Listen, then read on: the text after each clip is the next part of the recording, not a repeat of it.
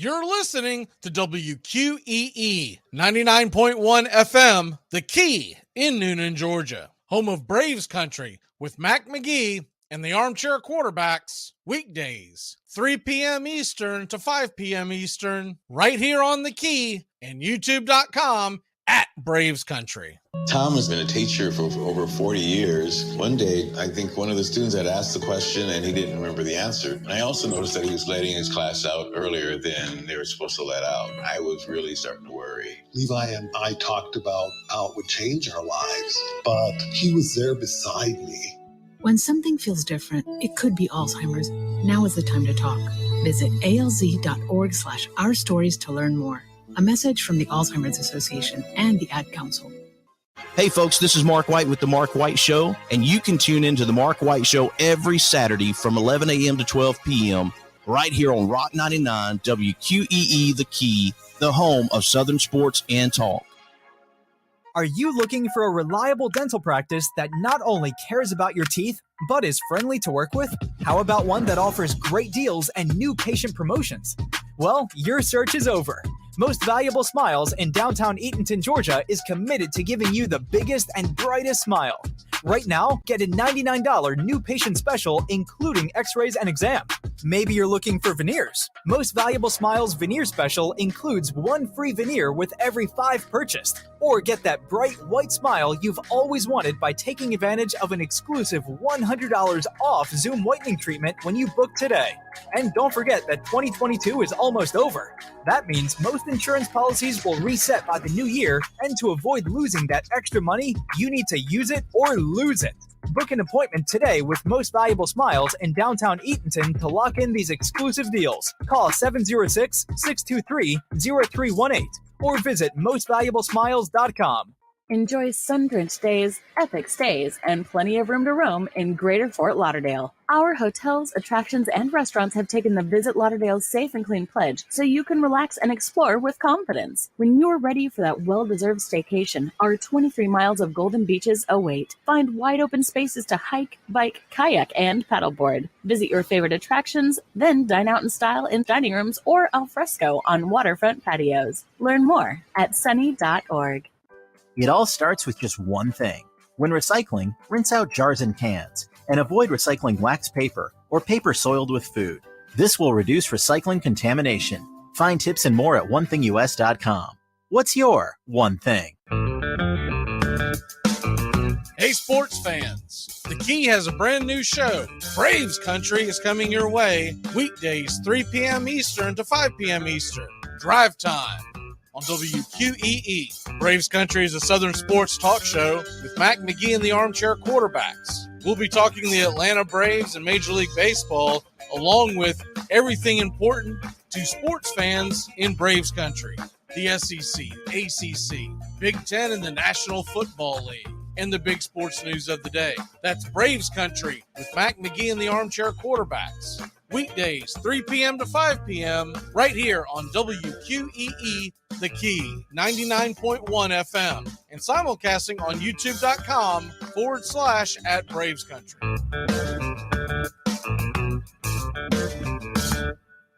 At Shell, we know from the time you get up to the time you wrap up, good night, there's a lot of meetups, eat-ups, and hurry-ups. So come to Shell and get 3 things done at once. Fill up with Shell V-Power Nitro Plus to help keep your engine running like new.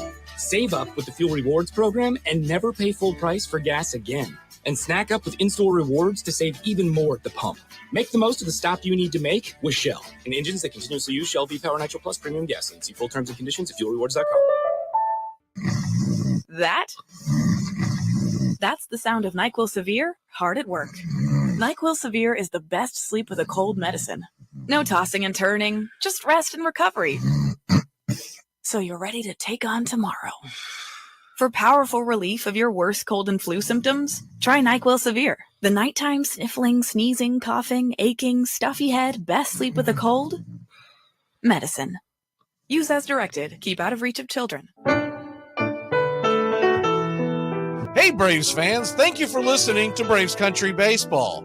Hi, I'm Mac McGee, and we are here to bring you play-by-play, pitch-by-pitch of your Atlanta Braves and bringing you spring training and 2 to 3 games a week all season long. Please like and subscribe today. Braves Country Baseball.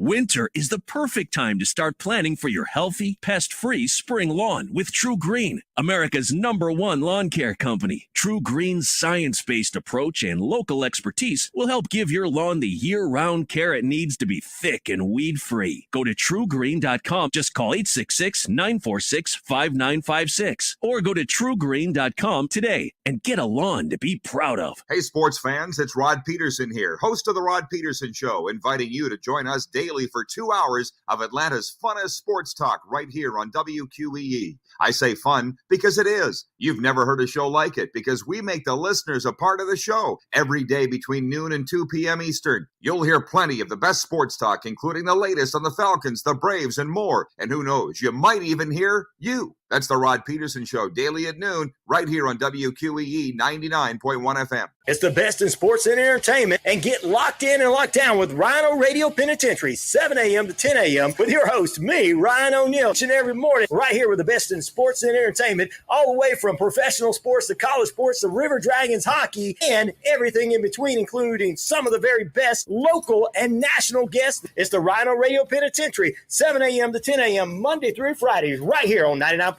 FM WQEE.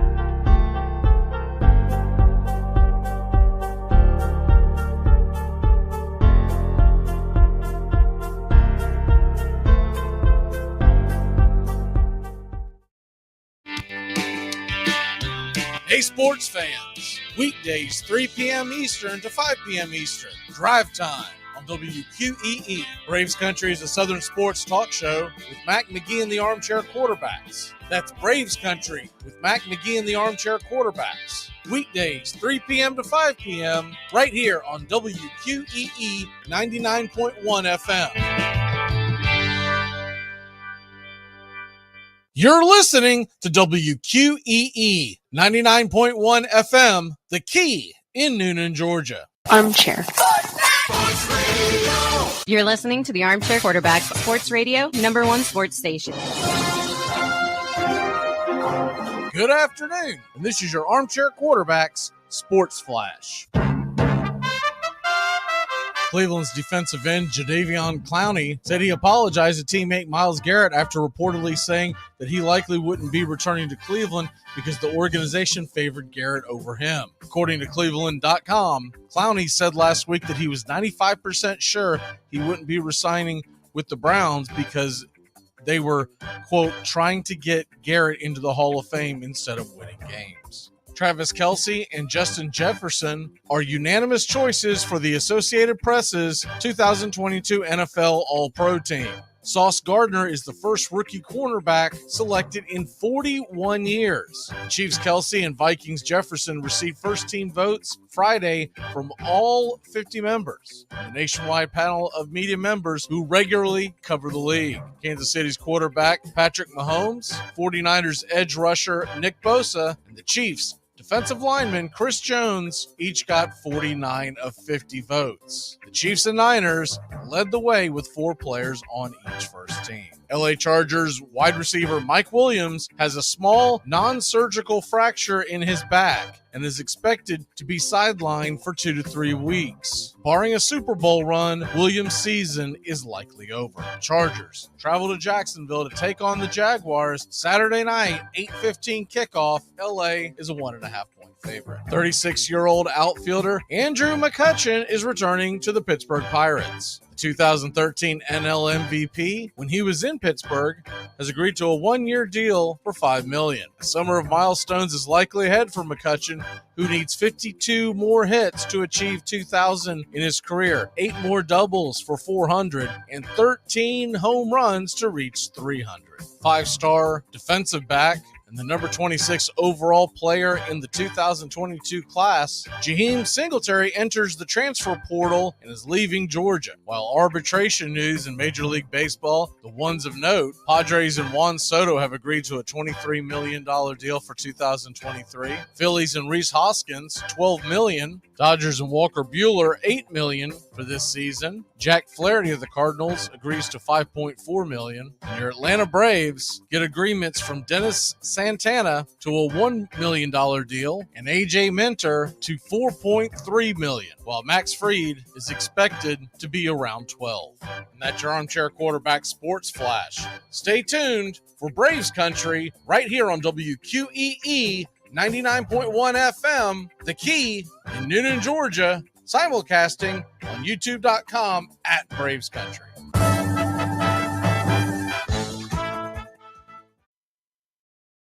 Armchair. There's something kind of about a kid that's never played baseball. We have been hoodwinked, bamboozled, and flat out deceived. Why did you get so drunk? You got drunk. I'm just really exhausted. What's in that cup? Armor Cokes. Do you have any idea how important this is? We're trying to save the pub cup. Really? This is what you're doing? This is what you're doing? Chief, what do you want to do tonight? The same thing we do every night. Try to take over the world. 106 miles to Chicago. We got a full tank of gas, half a pack of cigarettes. It's dark, and we're wearing sunglasses. Hit it. Armchair. YouTube Live. Radio station. The radio station you can call your own. Do you know what listeners like about our station? I like everything. It's always on my radio. We never stop the music, except for now, when I talk. You're listening to Braves Country with Mac McGee and the Armchair Quarterbacks. We're here live weekdays, 3 p.m. Eastern to 5 p.m. Eastern, WQEE 99.1 FM, The Key, and simulcasting on youtube.com/at Braves Country. Your first choice for Southern sports. Good afternoon. I'm Mac McGee, and I don't know much, but I know one thing. I am about sick and tired of the Aaron Rodgers saga already. ESPN won't shut up about it. Armchair. Community Access Channel. He's the armchair quarterback. He's full of beer and he's full of snacks. The all-American man. The armchair. Yeah, howdy, hi, and how the hell are you? It's a Friday, a TGI Friday, and a football Fridays. We are heading into the NFL playoffs, the very first round. Of course, if you're a Chiefs fan, you're sitting on your can saying, we're going to just sit back and relax. Same thing if you're an Eagles fan, but the rest of the fan bases who are in the playoffs are ready to go. I know Jacksonville is ready for a big game with the Chargers. I know you're going to get a big raucous crowd down in Tampa as the Buccaneers will take on the Cowboys, and we'll do more of that one on Monday, but we will touch on it a little bit today. And then you've got Seattle going to San Francisco, and they're calling for a lot of rain. And we're talking about a driving rain with wind. I've seen conflicting reports. I looked at it on one of the weather apps, and they were only saying around 10 to 15 miles an hour. But some of the ones that I trust as far as sports apps go that kind of detail this and they pay attention to it, let's be honest, because of the over under of the lines, they're saying that the wind could get up into 25 to 30 mile an hour gusts and a steady of about 15 to 20 miles an hour. So if that's the case, we're going to be in for a slobber knocker on Saturday, 4:30. Remember, we will be right here with you tomorrow, 3 o'clock till 4:30 when the games kick off. And then we'll get out of the way so everyone can go enjoy the games. But we will be coming to you tomorrow, same bat time, same bat channel. We're just going to get off just a half hour early because the games are kicking off. And then tomorrow night, it's Jacksonville hosting Los Angeles. We found out today that Mike Williams will not play.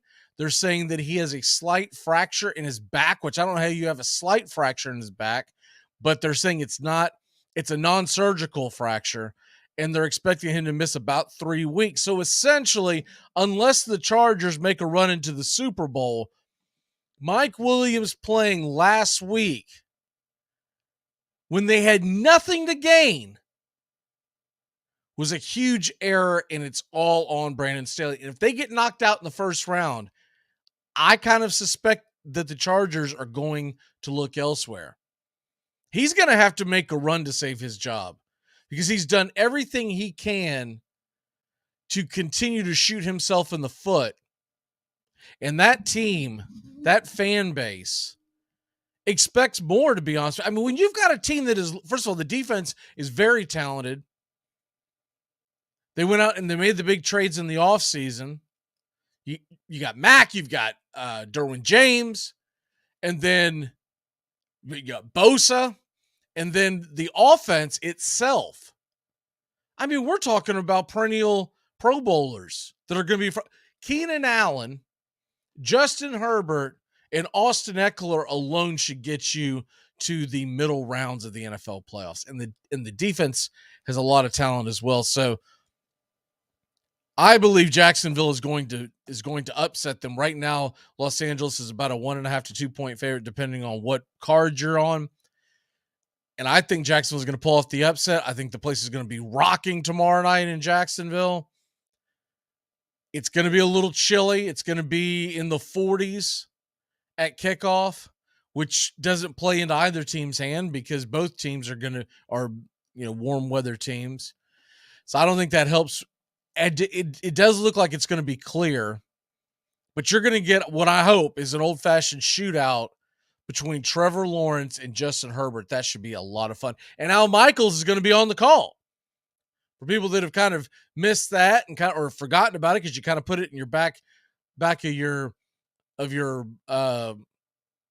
files when you hear about stuff like this a year ago. Remember when Al Michaels signed the deal with Amazon? One of the provisions for NBC to let him go to Amazon is that NBC would get Michaels for a few games, and one of them being the playoff game.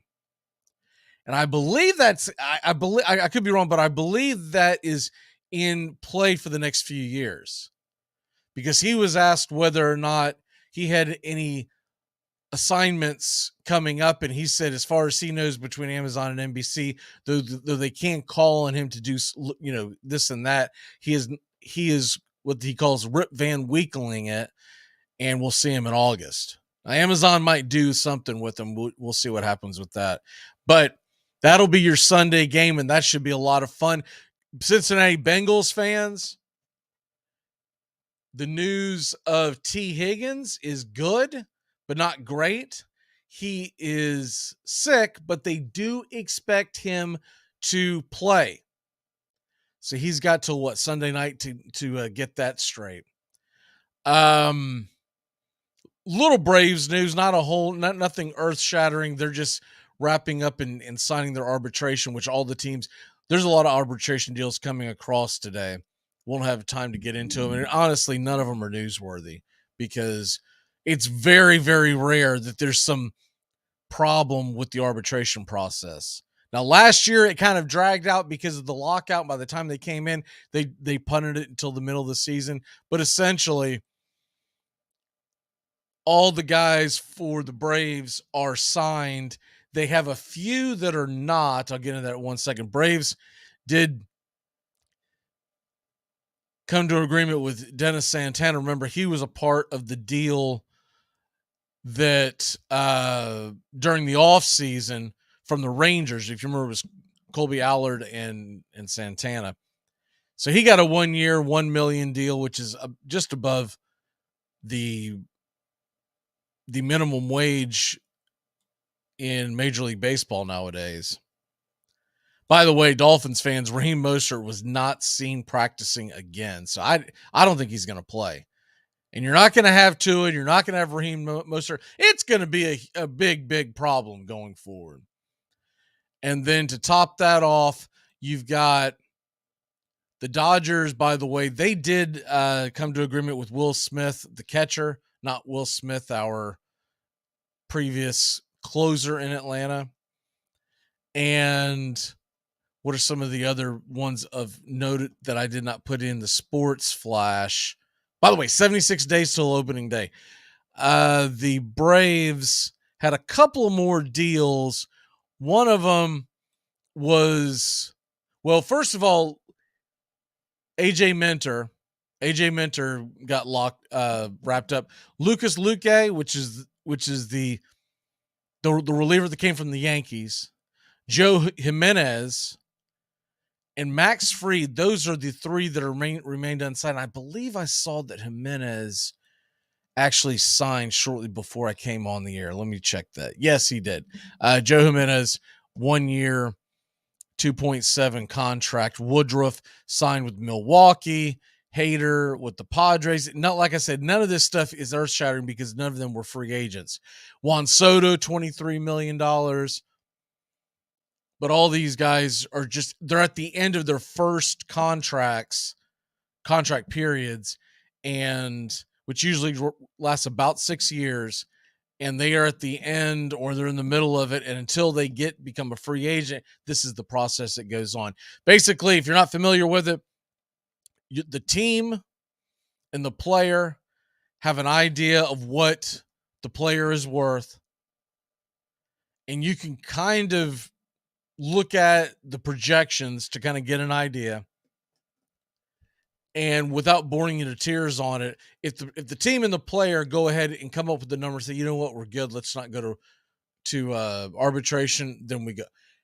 You don't really want to go to arbitration, because when you go to arbitration, though you may win, there's usually some really nasty things that are said by the team about the player while the player's in the room, which I don't know why they do that. Unless a player does not have an agent, that should be just nothing but the agent and the team in the same room banging it out real quick, and away we go. But that's the way they've done it. And so the team has to basically trash their employee because they're trying to save money. And the employee has to complain and say they're not getting enough. So it is the American way, but I've always thought it was kind of an odd thing that they do in the arbitration system. So the Braves right now, it's Jimenez has been locked up. So now all you're looking at is Luque and Max Fried. Of course, Max Fried, he's projected to get around $12 million. And it all goes off of what you did the year before. And, of course, your age and what you've done in the past. A lot of that stuff ends up coming through. So that's where we're at with Major League Baseball. As far as football goes, a couple of news and notes. 4-star quarterback from the Tennessee Volunteers, Taven Jackson, who was a part of the 2022 almost said draft class. The 2022 class from the University of Tennessee, that was such a good class. He is entered the transfer portal. It didn't really shock anybody that the Vols have a kid coming in that's going to compete at a high level. And then, of course, they've also got Joe Milton, who's going to return for what I think will probably be his last season. So with all that being said, that's where we're at. Man, I love the fact we're 76 days from opening day. So this time next week will just be just over 2 months to opening day. And pitchers and catchers report in just about a month. I believe it's like a month from Tuesday. On that note, I got to wondering, when is the Caribbean Series? Because this year you're supposed to be able to see it on ESPN Plus. And it may sound, well, what do I care about that? You're actually going to recognize players from Major League Baseball in that series. And they get into it. And it's a lot of fun if you get a chance to watch it. On that note, And it's really hard to find the schedule because the schedule fluctuates.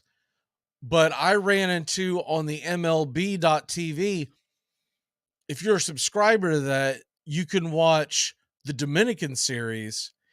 And I read into it because I've never had a chance to watch it. Read into it a couple of nights ago. It's pretty interesting. They start off with 6 teams. And of course, these teams are not franchises. They are the names themselves that are the teams themselves, but they basically just go out and pick up players in the offseason. And some of the names that you would know in the game that I watched, and I'll clean it up a little bit because the team names are all in Spanish, but it was the Eagles, and some of the players that were on there, Johan Camargo was on there, Jonathan Villar, Christian Pache made a great catch at the wall. So I got into this a little bit, really interesting, a lot of fun to watch. But I was disappointed because the following night, last night, I turned on and go, there's no game. And you can't go to the schedule on there and say, when's the next one time you're going to carry it? You just kind of have to know that it's coming on. So thinking about actually carrying one of those games just for fun during the off season before we hit preseason spring training baseball. But so they start with 6 teams right around the beginning of November, and they play round robin style for a month and a little over a month. And when they get to the end of December, essentially, they're down to 4 teams, and they start it up again. It's another round robin. When they get to the end of January, there will be 2 teams left, and they will play a series that lasts about a week. And little less than a week. And when they get to that, the one team goes on to the Caribbean series. And the Caribbean series, I don't have the list in front of me, but it's several different countries down there in the Caribbean. And obviously the Dominican, because I was just referring to it, is in it. I do know Mexico is in it. And I believe Venezuela is in it as well. And going to double check this real quick as I've got it in front of me. It is Mexico, Puerto Rico, Panama, Cuba, Colombia, the Dominican Republic, and Venezuela. I think I would have remembered every single one of them except for Panama. So it's a good thing I Googled that. So we'll probably be referencing this from time to time, just because as the teams start appearing, you start getting into the rosters, there's going to be players of interest. Either A, they're currently on the Braves, because if you saw the news, Ronald Acuna Jr. complained about not being able to play. Well, the Braves don't want to play because he's just coming off that ACL injury from a year ago. They are giving him a few at-bats in the offseason in one of those leagues. And anyways, he's down in the Caribbean leagues and playing, but he's upset that the World Baseball Classic, which we will be covering, that is coming up very shortly. He wants to play for Venezuela, and only certain teams can play. All right, we're going to take a really quick break. When we come back, Bobby joins us, and we are going to get into the National Football League playoffs. Keep it locked in here on TGI Friday. Let's freaking go, y'all. It's the best in sports and entertainment, and get locked in and locked down with Rhino Radio Penitentiary, 7 a.m. to 10 a.m. with your host, me, Ryan O'Neill, each and every morning, right here with the best in sports and entertainment, all the way from professional sports to college sports to River Dragons hockey and everything in between, including some of the very best local and national guests. It's the Rhino Radio Penitentiary, 7 a.m. to 10 a.m. Monday through Friday, right here on 99.1 FM WQEE. Are you looking for a reliable dental practice that not only cares about your teeth, but is friendly to work with? How about one that offers great deals and new patient promotions? Well, your search is over. Most Valuable Smiles in downtown Eatonton, Georgia is committed to giving you the biggest and brightest smile. Right now, get a $99 new patient special, including x-rays and exam. Maybe you're looking for veneers. Most Valuable Smiles veneer special includes 1 free veneer with every 5 purchased. Or get that bright white smile you've always wanted by taking advantage of an exclusive $100 off Zoom whitening treatment when you book today.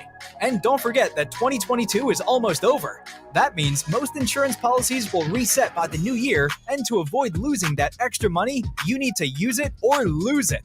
Book an appointment today with Most Valuable Smiles in downtown Eatonton to lock in these exclusive deals. Call 706-623-0318 or visit mostvaluablesmiles.com. Shenyang, a performance that truly matters to every one of us, is coming to the Columbus River Center for the Performing Arts, January 17th, one night only. Shenyang brings 5,000 years of civilization live on stage through choreographed dance, music combining Western and Chinese instruments in an animated backdrop. Come and see it at least once in your lifetime. Tickets at shenyang.com/GA. Hey, Braves fans, the Armchair Quarterbacks YouTube channel are bringing you Braves Baseball all season long. Hi, I'm Mac McGee, and I'll be bringing you Braves Baseball play-by-play for the Braves fans out there, or all of Braves country.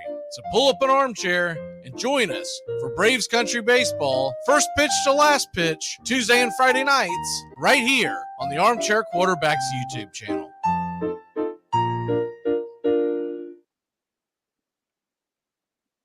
How important she is to you, and that's the reason that I asked the question. I have always enjoyed the way that you talk about your wife and your relationship. You are very comfortable talking about how you met your wife, how much you love her, how important she is to you, and that's the reason that I asked the question. I've always admired that about you, and you have no problems whatsoever professing your love.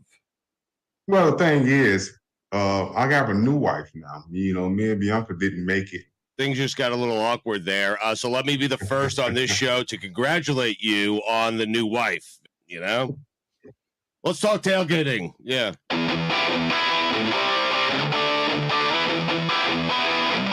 back.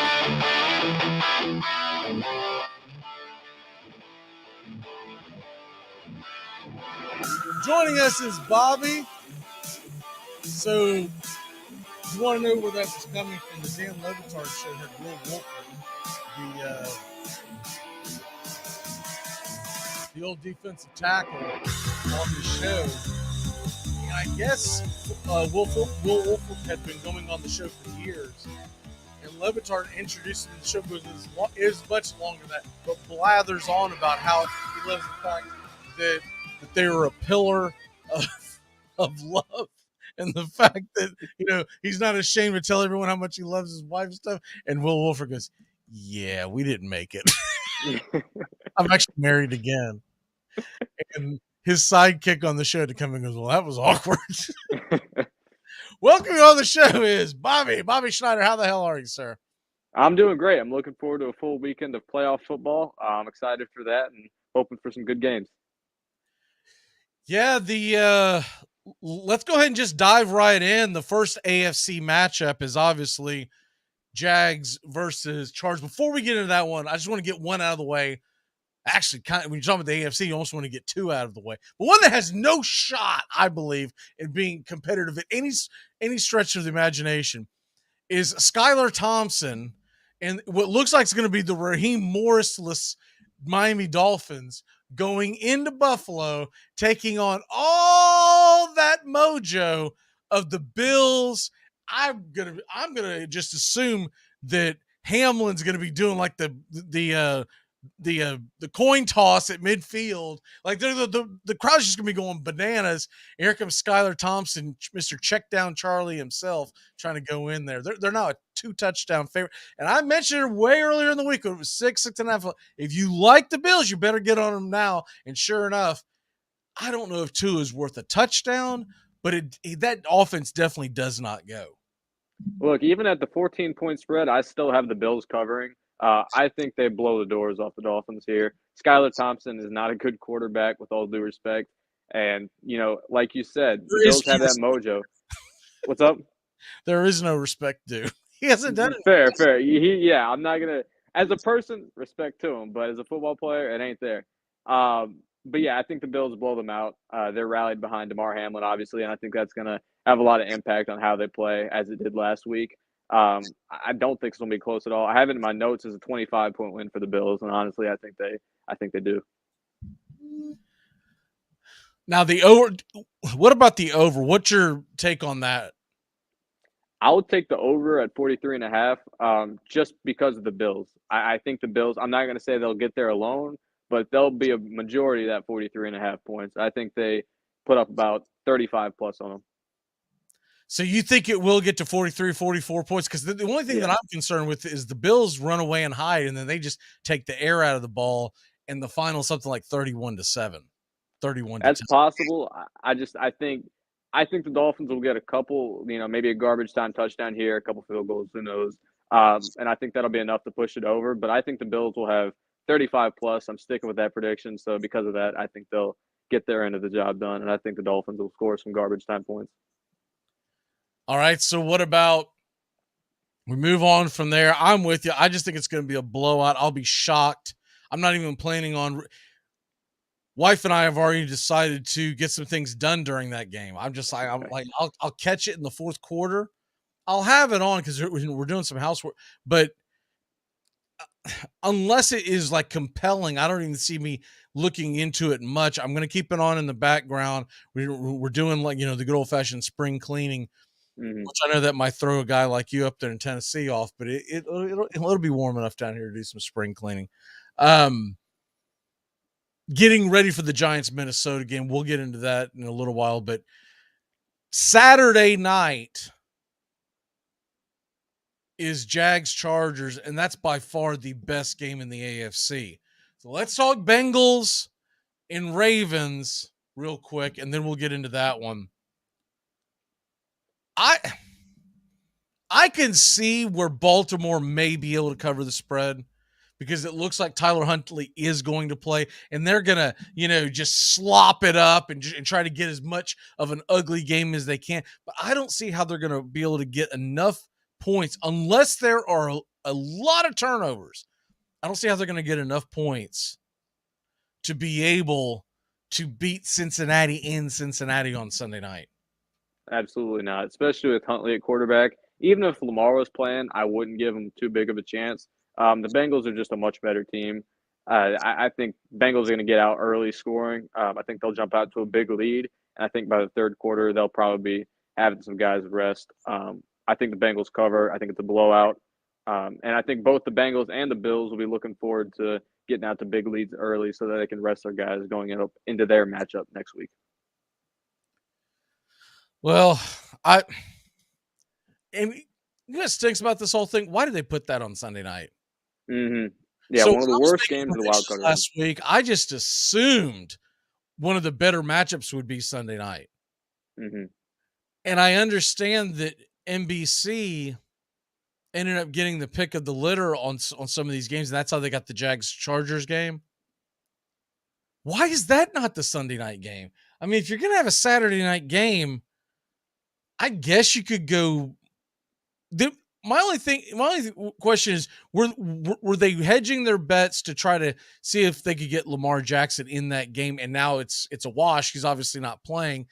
I don't know if you saw his tweet today or not, but he came out and tweeted the fact that he was dealing with a grade 2, possibly grade 3 MCL sprain, et cetera, playing the poor woe is me. And he's doing that because people are coming at him saying, you're just not playing because you're a free agent.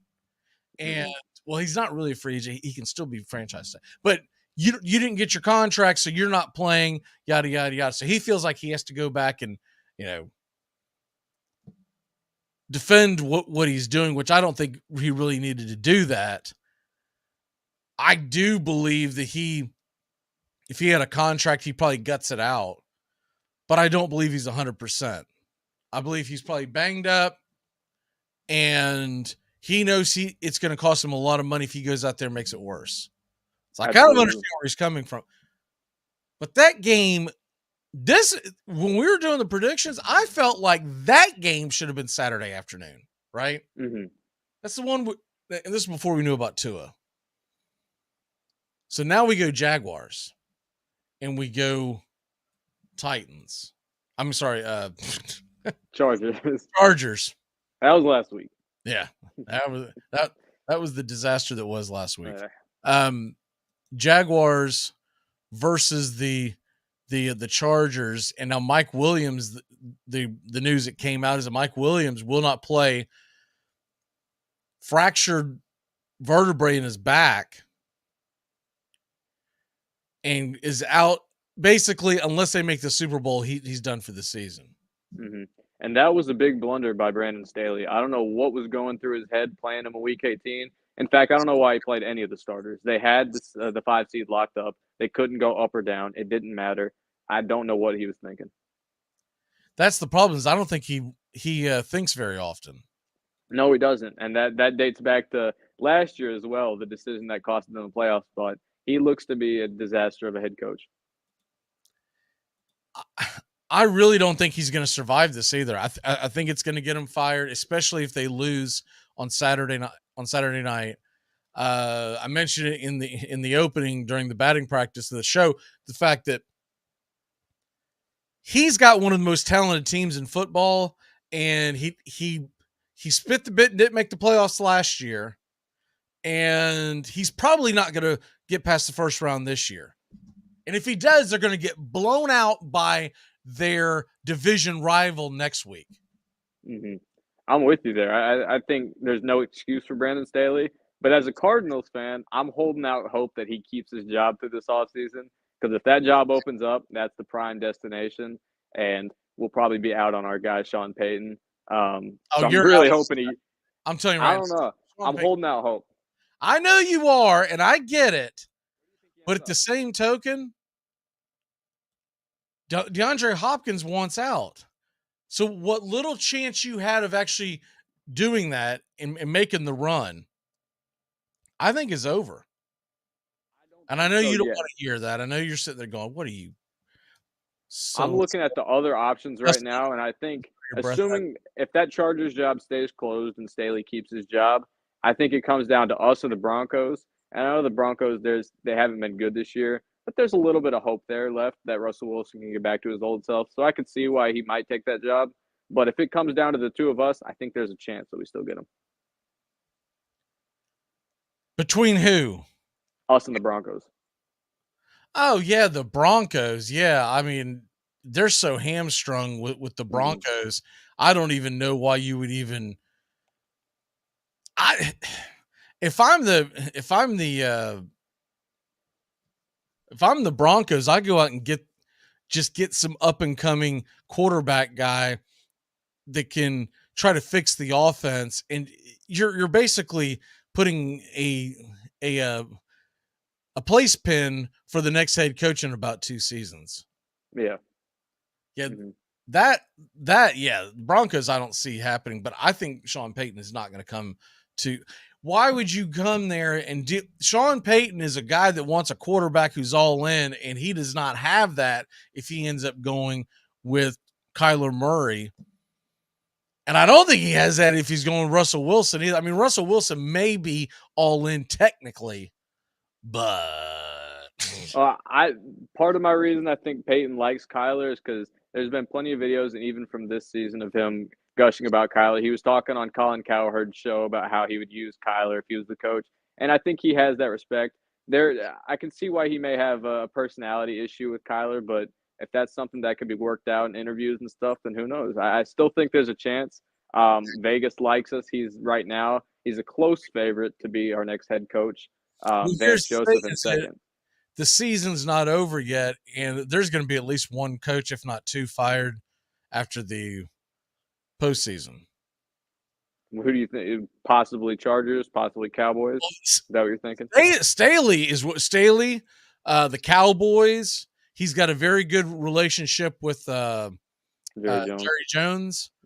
It won't be anyone in their division. Mm-hmm. I don't care what the Buccaneers do. They fire their coach. They're not going to get – the Saints are not going to watch Sean Payton coach against them for the next 10 years. They're just not going to do it. Same thing with the Panthers. They're not going to do it. Panthers really isn't a bad landing place.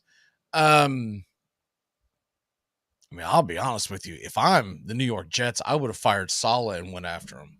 That's bold because I think Saleh's done a solid job. I don't think it's been a great job, but They're not happy with him there. I can just tell you that by reading the tea leaves. I watch New York or listen to New York radio daily. I kind of try to bounce around the country, and I usually spend a couple hours on New York radio, and I can just tell you their thought is this, because they've already fired the offensive coordinator. They're going to bring an offensive coordinator in, and he's got 1 year to turn around because Saul is on the hot seat.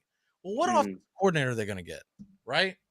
Who of any worth wants to go, well, let me go in there, and then I got Zach Wilson. Let's turn that around. See what happens. In those interviews, I would need to hear that we're looking to get a new quarterback if I have any chance of taking that job. I think the Chargers most likely fire their coach. Even if he wins tomorrow night, I don't think he wins. And if they get embarrassed by Kansas City, the only way Staley saves his job, he has to get to the AFC Championship game. Right? I think if he wins in the wild card round, I think if the Chargers make it out of the first round, there's still a chance that he keeps that job. I don't think it's super high, but I think it's there. They've got Sean Payton. If they think they've got Sean Payton. Yeah. The other teams that I could see possibly making a move, as far as the ones that are currently in the playoffs, Jacksonville's safe. Doug Peterson's not going anywhere. They're about to resurrect a statue out here for him. I would say, well, it would take an absolute just non-showing for McDermott to see. There's keeps being rumors about McDaniel being on the hot seat. I'm not in favor of it. I think it's insane. I don't buy it. I think he's a good coach. I don't either. But the rumors keep coming out of Miami. I tell you what, if McDaniel got fired, bring him to Arizona. Yeah. No question about it. Give him that contract. Let him take him. I have no complaints about that. I'm not going to say I like him more than Payton. I'd say Arizona forgets Sean Payton. And I'll tell you why. Because McDaniels is not going to cost you a bunch of draft picks. That is true. Yeah, the Saints want a first-round pick. It wouldn't cost the first to get McDaniel. But Dallas would be the one that I think that if they lose on Monday night, which is a strong possibility, bye-bye. Yeah. I think if they make it safe, Taylor's safe. We're not worried about any of those guys.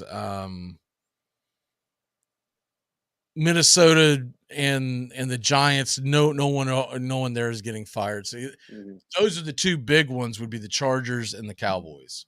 Yeah, those are the teams I have my eye on for the wild card round. I'm hoping both of them win. I think only one of them will, and that team being the Chargers or the Cowboys. Sorry, but I'm really hoping that they both keep their coaches. All right, let's go ahead and take a real quick break. When we come back, NFC, which is a little more interesting. Real quick, by the way, what's your score in the Jags game? Jaguars, I got them winning 24-21. I think this is a close game. A lot of pressure on both the young quarterbacks in their first playoff game. But I think with Mike Williams being out, that limits the Chargers' offense a little bit. And I think the Jaguars get it done.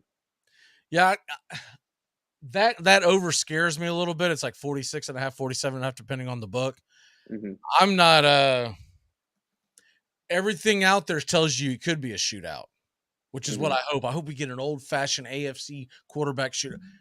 But when you watch what Tennessee did to Jacksonville's offense last week, I'm thinking that you might get kind of a sloppy game, a game where both teams are playing not to lose, and you might get closer to what that score was, like 20-16. I'm hoping no matter who wins, we get 38-35. You're like, oh, we're all texting, go, what was that? But I've just got a bad feeling that we're going to get more of a sloppy game, especially like you said, without Mike Williams. All right, we're going to be back in a flash. When we come back, we are going to talk the NFC playoffs and who we like, who we don't like. We'll be right back. You're a cop, huh? No, what I am, Sonny, is about 50 pounds heavier and one hell of a lot meaner, so you better straighten up your act. I don't think I like you. The Dixie Handle Company, 5 generations of the Strickland family, have produced quality hardwood farm and garden tools, wooden shutters, and custom furniture. This small business has been owned and operated since 1992 and ships to customers across the world. If you're looking for the highest quality tool handles, Dixie Handle Company is your place. Every item is handpicked to your specifications. If it's made of wood, they do it. Call now, 931-722-3395. That's 931-722-3395. Or go online to dixiehandle.com. The Dixie Handle Company. Welcome to Craftsmanship, a proud sponsor of Braves Country Baseball.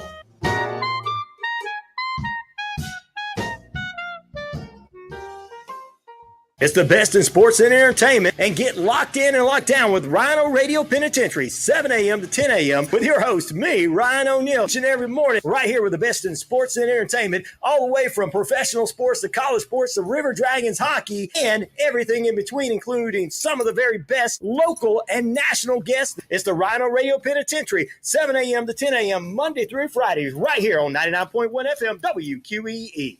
Wendy's only makes one kind of breakfast, your new favorite one. How do we do it? With fresh cracked eggs, oven-baked bacon, and flaky croissants. You know, the things your old breakfast wasn't doing. So toss that old news and its soggy eggs somewhere useful.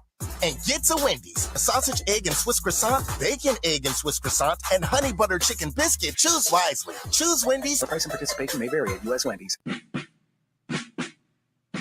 You're listening to WQEE 99.1 FM, The Key in Noonan, Georgia, home of Braves Country with Mac McGee and the Armchair Quarterbacks, weekdays, 3 p.m. Eastern to 5 p.m. Eastern, right here on The Key and YouTube.com at Braves Country. Yeah, the Armchair Quarterback. He's kind of fun, kind of fat. The All-American man. We are rolling here on a Football Friday, TGI Friday, and obviously one of the more fun weekends in sports.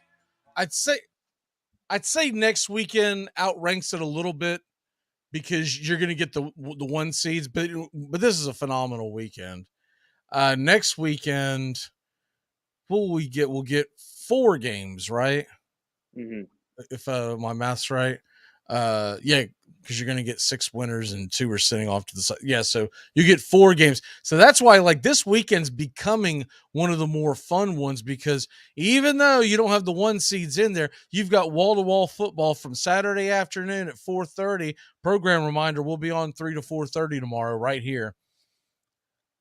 Seattle, San Francisco kickoff 4:30, and it's going to take you all the way. The doubleheader on Saturday, a triple header on Sunday, and then Monday Night Football, which I think might end up being the best game if we don't get a shootout with Jacksonville and the Chargers with the Bucks and the Cowboys. And I think that's going to be another slop fest kind of game. It's going to be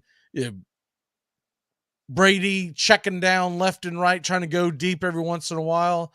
But they're going to lean heavily. If you notice the last few weeks, they didn't use playoff Lenny very often. Mm-hmm. And I think it was just to get him ready because they're going to lean on him no matter who the opponent is. Let's talk about that one real quick. Won't get too deep into it because we've got tomorrow's show, and then plus the game's not till Monday.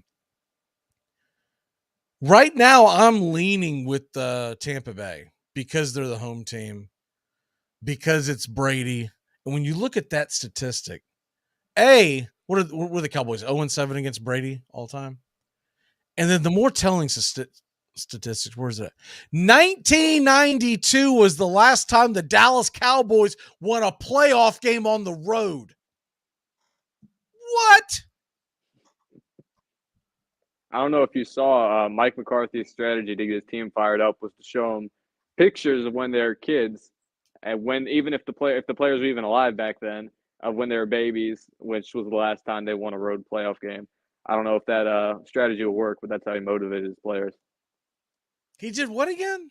He showed them pictures from when the players were, or how old the players were when they last won a road playoff game, which was in '92. And we'll see if that strategy pays off. A little bit odd. Most of them, there'd be blank pictures. Exactly. Yeah.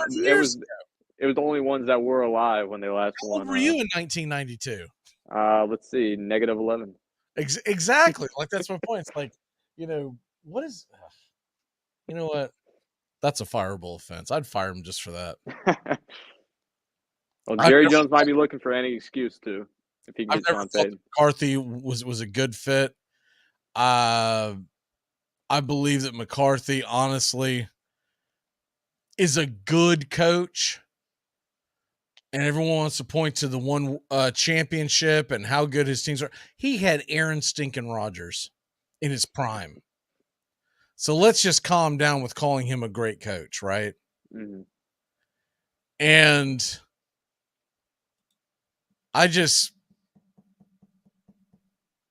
he better win.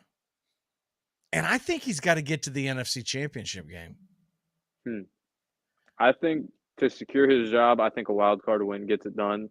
Obviously, okay, so you think if they win and then go to Philly and get smoked, the Dallas fan base isn't going to go crazy? I didn't say that, but I don't think they'll get smoked if they play Philly. I think if he wins a wild card round and plays a relatively close enough game.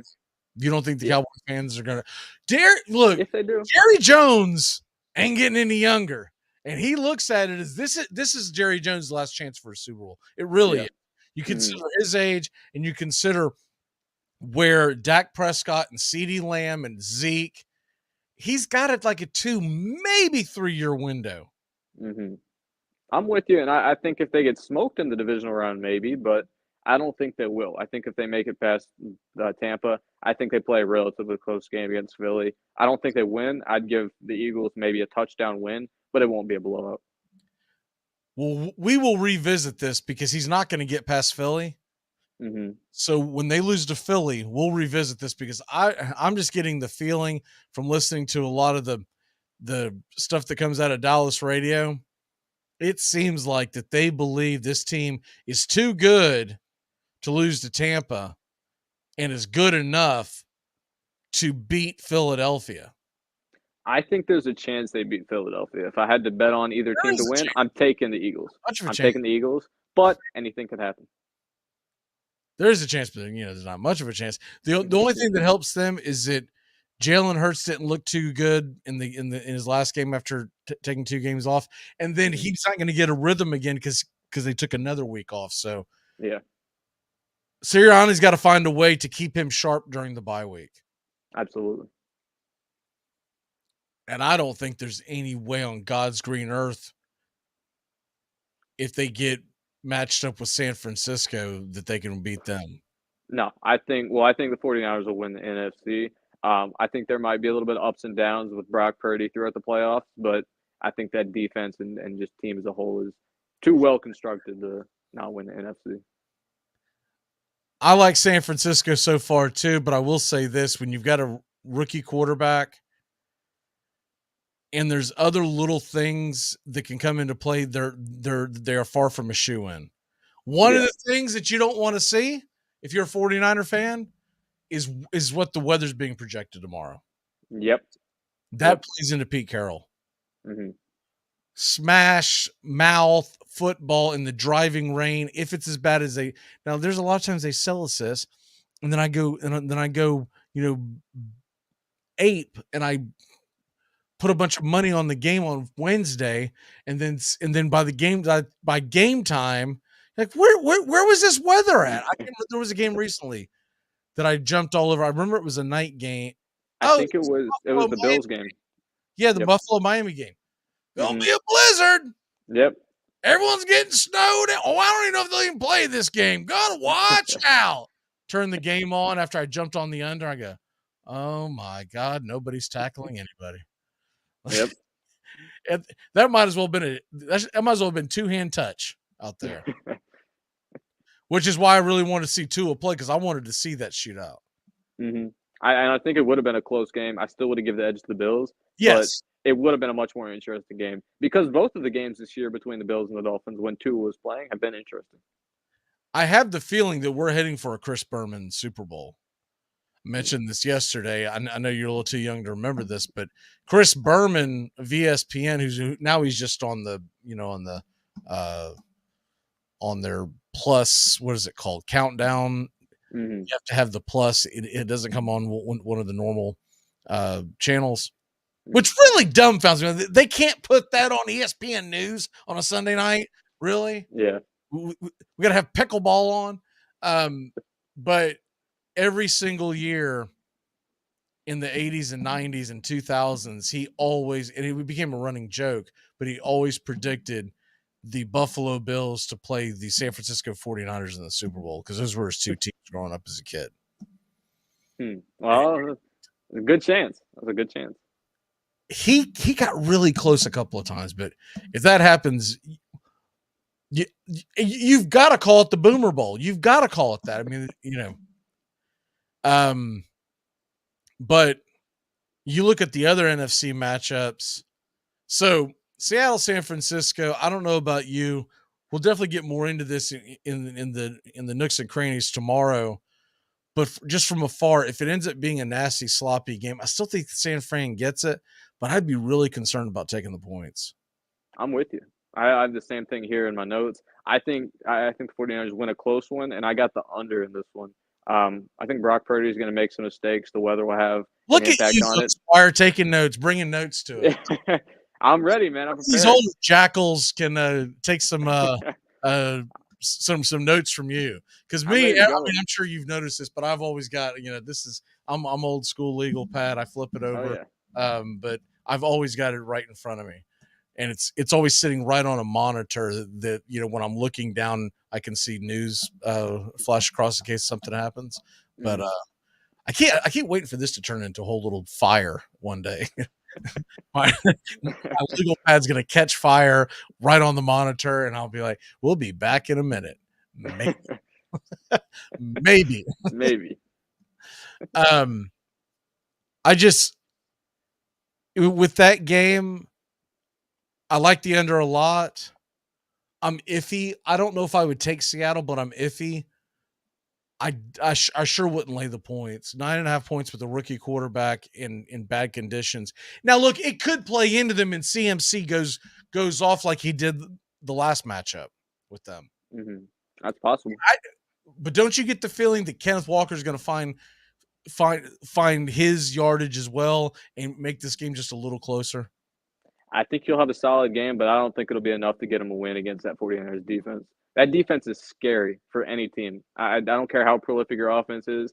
That 49ers defense is very scary for the Raiders. They torched them. Whatever. No, I think the following week when I went all in on Stidham, he's gonna do something. By the way, congratulations! You edged me out for the underdog, stupid underdog, which we'll start a new one tomorrow for the playoffs. But you 5 points, I think. I think I got points on. I'm trying to think of who I predicted last week. It was Carolina. Yeah, and they ended up winning, I believe. So that was the difference. And I knew I was taking a big swing and miss, but I was afraid that you were going to take a game like Carolina and you're going to have like a 5-point lead on me. I think that's would have been the difference. And so I couldn't just take like some little Bobo 3 or 4 point game because I would just end up losing. So I was like, got to get something solid. And I went with I was kind of kicking myself until the non-fumble got called into a fumble with Jags Titans because I was thinking about taking the Titans. They were like a touchdown underdog. And Joshua Dobbs, I don't remember, says that is an incomplete pass to this day. I'm with you on that. Yeah, he had possession when his hand was going forward. There was an angle that I looked at first, and I thought, okay, that's a fumble. And then they showed a second one, I think, from his back. And I was like, oh, that looks like an incomplete pass. You know what gets me is the clowns that were doing the game. No one brings that up the entire time. Oh, yeah, it's definitely a fumble. Even the referee, I'm like, that's a fumble, but the tuck rule is not a fumble. Picking favorites, man. Justin said it best. If that was a fumble, how did that ball go 20 yards in the air? Mm-hmm. You know? I'm with you. But anyways, I told him the way I felt about it was when it was all said and done, I really wanted Jacksonville to win anyways because I felt like Tennessee needed that draft pick more than Jacksonville does and give Jacksonville some fun in the playoffs and whatnot. Tennessee needs to go back to the drawing board. Mm-hmm. Well, they have the 11th pick. They can, if they wanted to, that's a good enough pick to potentially move up and pick a quarterback. It is, and I thought about that. I just feel like they're not going to do that. I feel like they're going to sit right there in that area. They may even trade down, but they'll probably get that offensive line, the offensive tackle from Northwestern is where it's being projected right now. Of course, once they do the combines, everything changes. But they could definitely use a left tackle. Mm-hmm. They'll need one. I imagine if they're moving on from Lewan this season, and even if he stuck around, he'd probably end up getting hurt. So, yeah, they'll need that left tackle. And I do not like the idea of them going down and sitting there and taking a reach on another quarterback. Mm-hmm. Like someone like Anthony Richardson could fall. Hey, now, hey. I don't care what you say. That guy's not going to be ready to go next year. He's not. Not next year. Yeah, next year. No, he'll be a project. That's for sure. Well, I think it'll be at least a year. He's sitting in the quarterback room. You're going to have him. I never said the Titans should draft him. I don't think the Titans should. I don't think that makes a lot of sense with picking Willis next year to be your project quarterback. You're going to have him. You're going to have Malik Willis. You're going to have Tannehill sitting over there nursing his injuries. And heck, why don't you just go ahead and bring in Derek Carr? We'll just have a smorgasbord of 4 guys going, I don't know. I'm not sure what to do. Tannehill and Carr was sitting in there going, well, if we really knew what to do, they wouldn't have drafted y'all. Malik Willis saying ditto, and Richard saying, no, seriously, I didn't know what I was doing when I was in college. Come on. Whatever. You'll see. I'm holding on to this Anthony Richardson belief. I really think he's going to be good if he goes to the right team. I hope he goes Sticking to with the Colts. And no.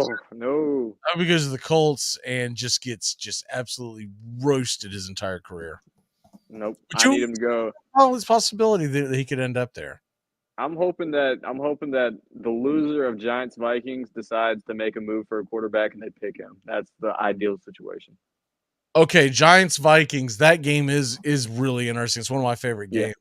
Yeah. We'll do cool games here in a minute. Where are you leaning on this one? I'm leaning Vikings. I think the Giants, they're a team that I have a lot of faith in going forward, but not enough to beat the Vikings in the wild card round. I think they win a close one. I'd say 3 or less points. I think there's a chance that the Giants even cover but lose. I think it's a 2.5-point spread.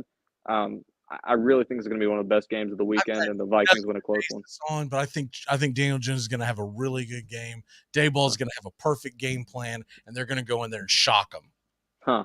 I think they're not going to pull it out. I have a lot of trust in Daboll. I really do. I think he's a fantastic coach, and the Giants are in a great direction. But I don't think it's the year, and I don't trust Daniel Jones enough. Fair enough, and I get that. Saquon Barkley is going to have to go for 100. I think his over is like 71. We will be back in a flash when we come back. Cool Games and Tampa Tones joins us. Keep it locked in here on The Key and Braves Country HD wherever you stream. Armchair. You're listening to the Armchair Quarterback Sports Radio, #1 sports station.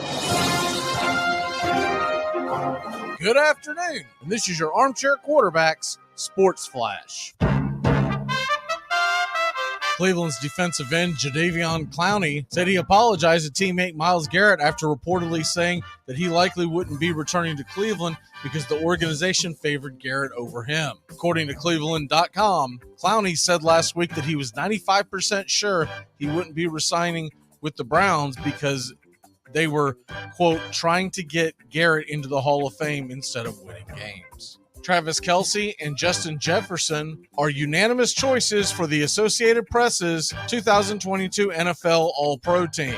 Sauce Gardner is the first rookie cornerback selected in 41 years. Chiefs Kelce and Vikings Jefferson received first-team votes Friday from all 50 members, a nationwide panel of media members who regularly cover the league. Kansas City's quarterback Patrick Mahomes, 49ers edge rusher Nick Bosa, and the Chiefs defensive lineman Chris Jones each got 49 of 50 votes. The Chiefs and Niners led the way with 4 players on each first team. LA Chargers wide receiver Mike Williams has a small non-surgical fracture in his back and is expected to be sidelined for 2 to 3 weeks. Barring a Super Bowl run, Williams' season is likely over. Chargers travel to Jacksonville to take on the Jaguars Saturday night, 8:15 kickoff. LA is a 1.5-point favorite. 36-year-old outfielder Andrew McCutchen is returning to the Pittsburgh Pirates. The 2013 NL MVP, when he was in Pittsburgh,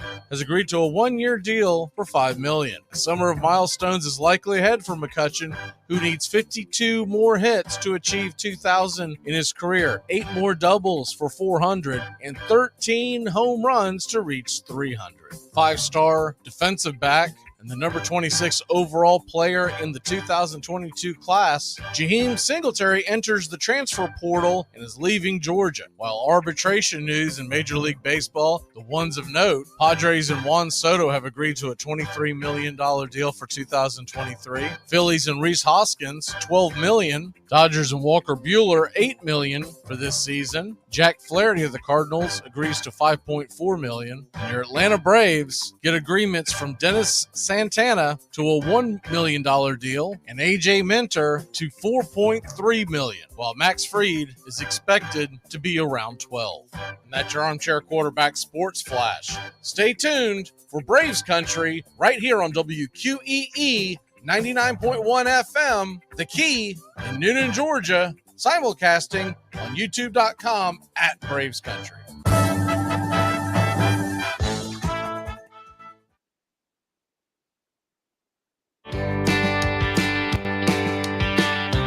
Hey, sports fans. Weekdays, 3 p.m. Eastern to 5 p.m. Eastern. Drive time on WQEE. Braves Country is a Southern sports talk show with Mac McGee and the Armchair Quarterbacks. That's Braves Country with Mac McGee and the Armchair Quarterbacks. Weekdays, 3 p.m. to 5 p.m. right here on WQEE 99.1 FM. What did you do? Wasn't it obvious? I spiked him with muscle relax and plus my ADHD medication. What? You brought this again? Look at my face! You ruined my life! You're not my friend. Don't say that, Phil. Are you serious even in America? Yes! And we're the 3 best friends that anybody could have.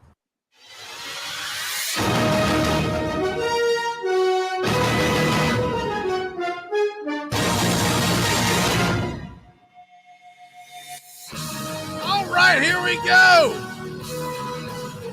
NFL playoffs are here. We're just over 24 hours away. Programming note, we will be here tomorrow, 3 o'clock Eastern, taking you all the way to kickoff. Joining us now is Tampa Tones. Tampa, are you ready for some cool game?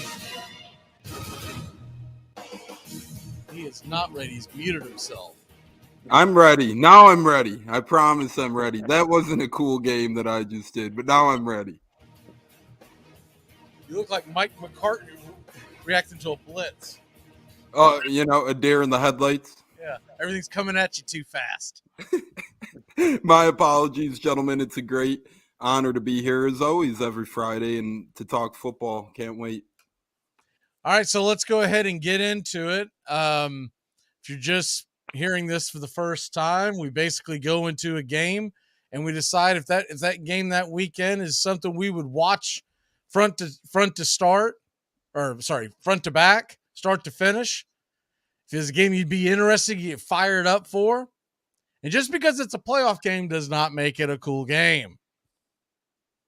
And yes, we have stolen this idea from another show, but I've had many of mine stolen, so that's how it goes. All right. So I think it's a fun exercise. Let's go ahead and hit them. And we vote on them. It's a 3-man poll here. We vote on them. And now, just so y'all know, Tampa Tones and Bobby, they're a little slutty with their cool games, man. They give everything a cool game. You can say, hey, man, the Sacramento Kings are at home tonight. against the Houston Rockets. Is that a cool game? Like, yeah, man, I'll tell you what, I got some money on that. Now that's not why it's a cool game. It's got to be because someone who wouldn't bet on the thing wants to watch it. All right, here we go. That's a cool matchup. No, I'm kidding. You let me know how it works. That might be a part of one of my parlays tonight. And that might be why I actually know that game is. I think it's a minus 450 on the money line. It's something like that. It's something terrible. I'll tell you what, the Kings are solid. Who knows? What's that? The Kings are solid. They're playing some good basketball. I've got them in the Knicks on a parlay money line tonight. The Knicks are at Washington, and the Knicks have been hot. I like that. None of those that we just talked about are cool games, by the way. So those are examples of not cool games that nobody cares about. All right, we start off with 4:30 Eastern, and we can't say because, it's a playoff game, and you can't say, well, what if you're a fan of X and you want to know if you're going to play Y after this game? That can't be the reason. It's got to be because you're like, dude, this is going to be a good matchup. The Seattle Seahawks, 9-8 on the year, going to San Francisco, a 9-point underdog. It's dropped because of the weather. Over under 42. We'll start it off with you, Bobby. Is that a cool game? It is a cool game to me. Hear me out. Look, I have in my predictions here. I have it as. You think these games at least buy you dinner first? I mean, come on. Look, I have it as a 17-16 win for the 49ers. If a 1-point playoff game isn't a cool game for you, I don't know what is. I think this is going to be an ugly game. I think Brock Purdy is going to make a lot of mistakes. I think the Seahawks are going to play sloppy football, 49ers as well. But I think the 49ers defense will be the difference maker. And for that reason, I think with how close I think it's going to be, I have it as a cool game. Wrong.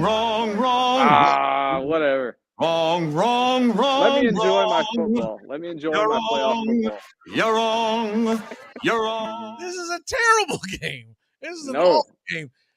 So that gives the tiebreaker to Tones. And Tones, don't tell me you're interested because you want to know where the Buccaneers are going to play next week. That can't be a reason. It's got to be like the general masses are going to want to watch it. What say you? And I do think it's a cool game for that reason. Geno Smith making the playoffs is an interesting story. Brock Purdy being in the position he's in as Mr. Irrelevant is interesting. And it's a division battle at the end of the day, which makes it that much more intriguing as well, with two pretty dang good NFL head coaches as well, resume-wise, at least not a Pete Carroll fan myself, but they are two better coaches in the National Football League. And if, with Kenneth Walker getting the good news to play, I think that makes this game just a little bit much more cooler, in my opinion. No way. No way.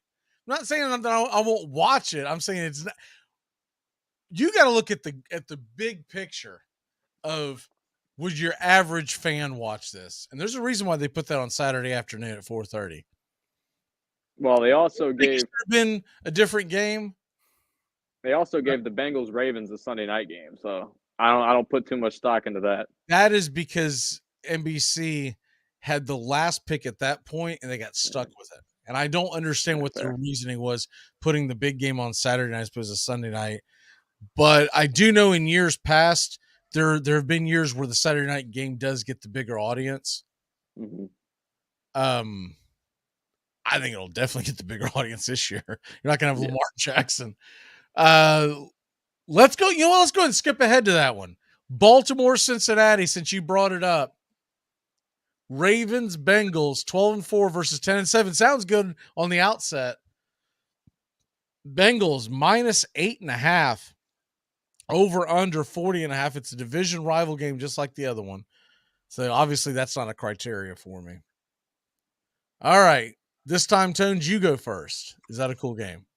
It is a division rival, but with the backup quarterback in, to me, it's not that cool. And the Ravens have seemed a little bit broken of late, kind of talking all of this Lamar Jackson talk. It seems like they're more focused on the future with Lamar Jackson than they are actually the current playoff opportunities. And with the carousel of quarterbacks, Anthony Brown, Tyler Huntley, Lamar Jackson, it's really who's going to play that week, who's going to perform well that week. And with Cincinnati, They're crying a lot lately, too. I get it. They got screwed in the playoffs, but it seems like there's two bigger storylines to this thing. Lamar Jackson for the Ravens, the Bengals getting screwed. No one's talking about the game in actuality. For me, this is not a cool game. What say you, Bobby? I'm with the two of you guys here. I'm not going to give this one a cool game. I think it should be a runaway win for the Bengals. And like Tone said, the Ravens are just a disaster right now. They're not sure if Lamar is going to be back next year. Their play caller, Greg Roman, he might be getting fired after this game. It's not going well in Baltimore, and I think this one's going to get ugly. Okay. I think another one that's obviously not a cool game is Dolphins-Bills. Does anyone have an argument on that one? Nope. Nope, not given the current state. If Tua's in, definitely a cool game. Oh, yeah. The cool factor goes up a million. Correct. But this is literally like the head cheerleader being out, and you're like, I'm not going to go watch that. but it's on. But it's on cable. Come on. You gotta watch. Skylar Thompson's on the ground again. Yeah. Skylar Thompson. I mean, literally, that's like going from the head cheerleader. Skylar Thompson is, what would we say, Roseanne Barr? What do we consider Mike Lennon if he gets a couple snaps in there? Does he even have a picture on his avatar? Like, if he gets in the game and they go to put his picture up on the screen, is it just going to be like a shadow? Or the Toys R Us draft? Right. Okay. So won't touch that one yet. Won't touch that one yet. Won't touch Giants Vikings. We'll start with you, Bobby. Is that a cool game? Absolutely, it is. I think this has the potential to be one of the best games of the wild card round. A Giants team that's on a great direction. The Vikings that have had a lot of exciting games this year. I think it's going to be another close game for the Vikings. I think they'll win.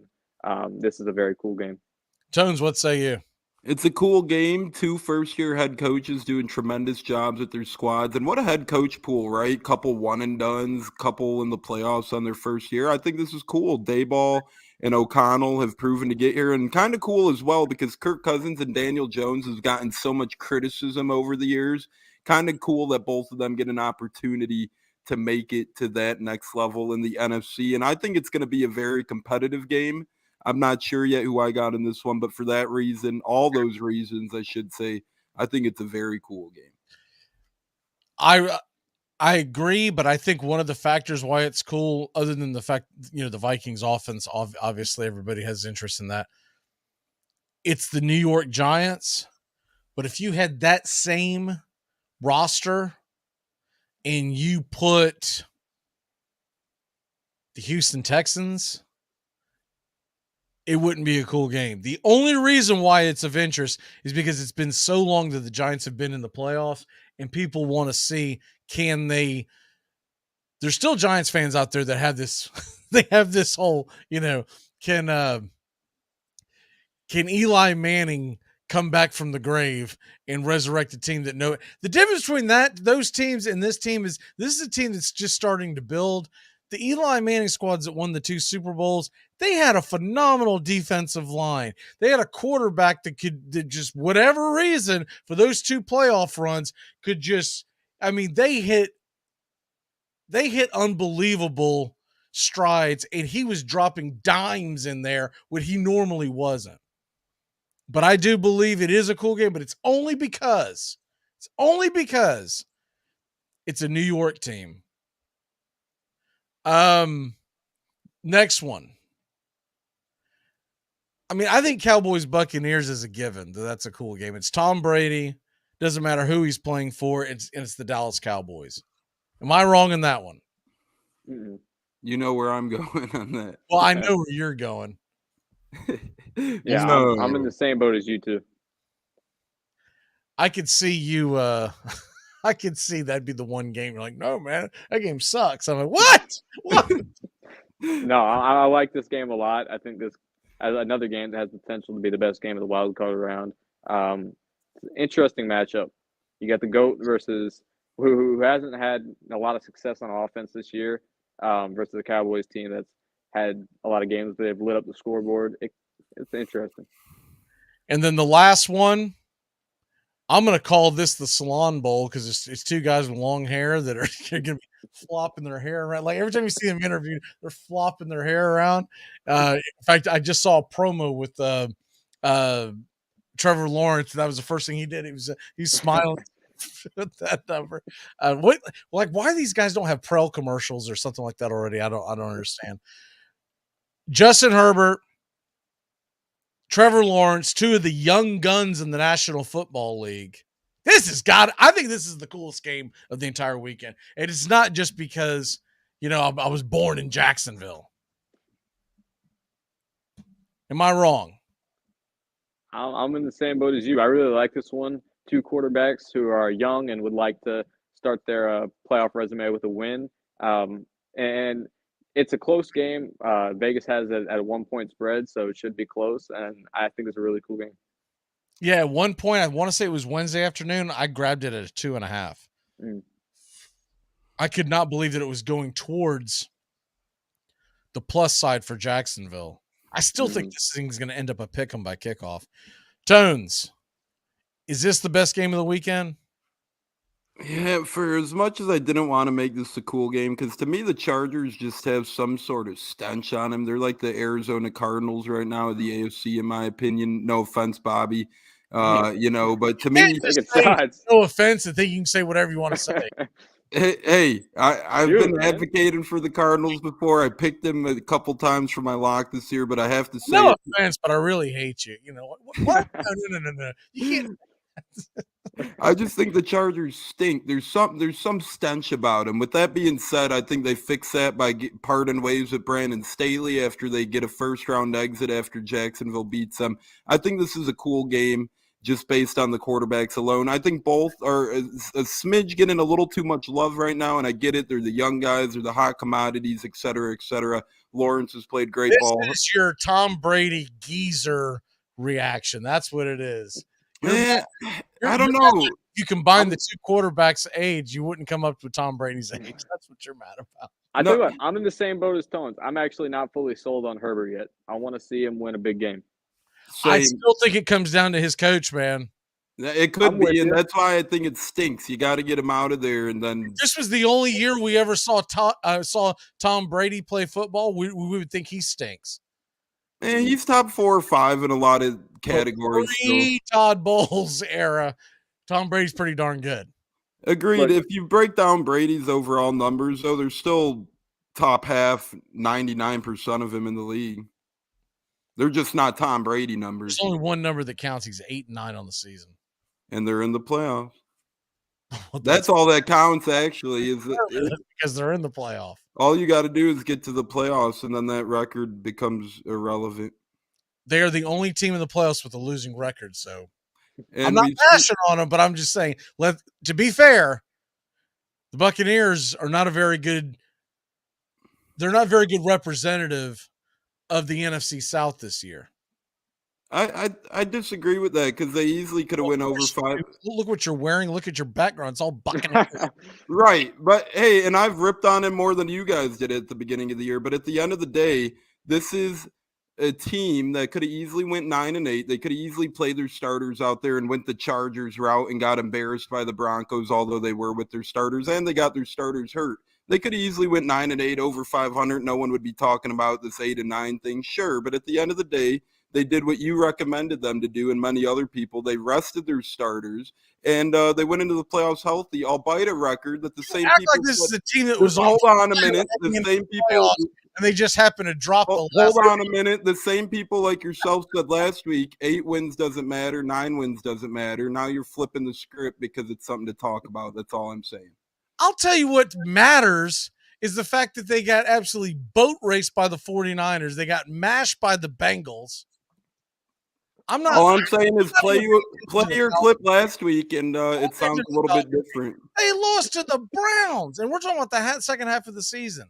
Again, play you from last week, and you're the one who said record doesn't matter. You got to get to the playoffs healthy. That's all I'm saying. It doesn't matter as far as once you get in there. That is correct. That's what I just said. But it does matter when you look at the fact that they are not a good representative of, look, there's been years where teams that I've pulled for, you got to take the whole Tampa Bay glasses off sometimes and actually see it as an actual, as a fan. I do, and like I said, I've called it more real than you have. I called it way before week 5, week 6. We got to get better, and you guys are all still, Leftwich isn't the problem, this and that. I've called it long ago.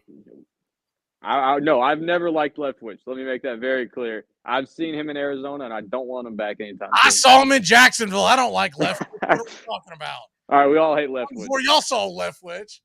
Hey, you probably got him at his best, sadly, and that's not saying we much. did not. That's not saying not much, I'm saying. Not saying That he was is at his incorrect, best Senator. I'm not saying that's not saying much, though. That's not saying much. Him riding Tom Brady's coattails is the best Leftwich ever looked at his entire career. True. I guess him winning the Super Bowl was probably technically his best look as an offensive, even though it wasn't on his behalf. I guess that is his best look. I feel like he had literally nothing to do with that. Nothing. Because it was Arians' offense still at that point anyway. Barry Switzer has a Super Bowl ring too. We don't talk about that. That might be a little bit before y'all's time, but everybody knows what really happened. Mm-hmm. Bobby, what is your walk-off for the day, sir? My walk-off is I'm praying for a Cowboys and Chargers win on this weekend so they can keep their coaches. And outside of that, enjoy Wild Card Weekend, everybody. A lot of football front to back this weekend. Make the most of it. Season's coming to an end soon, so enjoy the football we have. And I'll see you guys tomorrow. All right, we'll be back in about 2 and 2. It's about 4:20. Smoke them if you got them. We'll be back in a flash here on Braves Country HD and WQEE 99.1 FM. Now there's a steal by Bird. Underneath the DJ, lays it in. Right at 1 second left.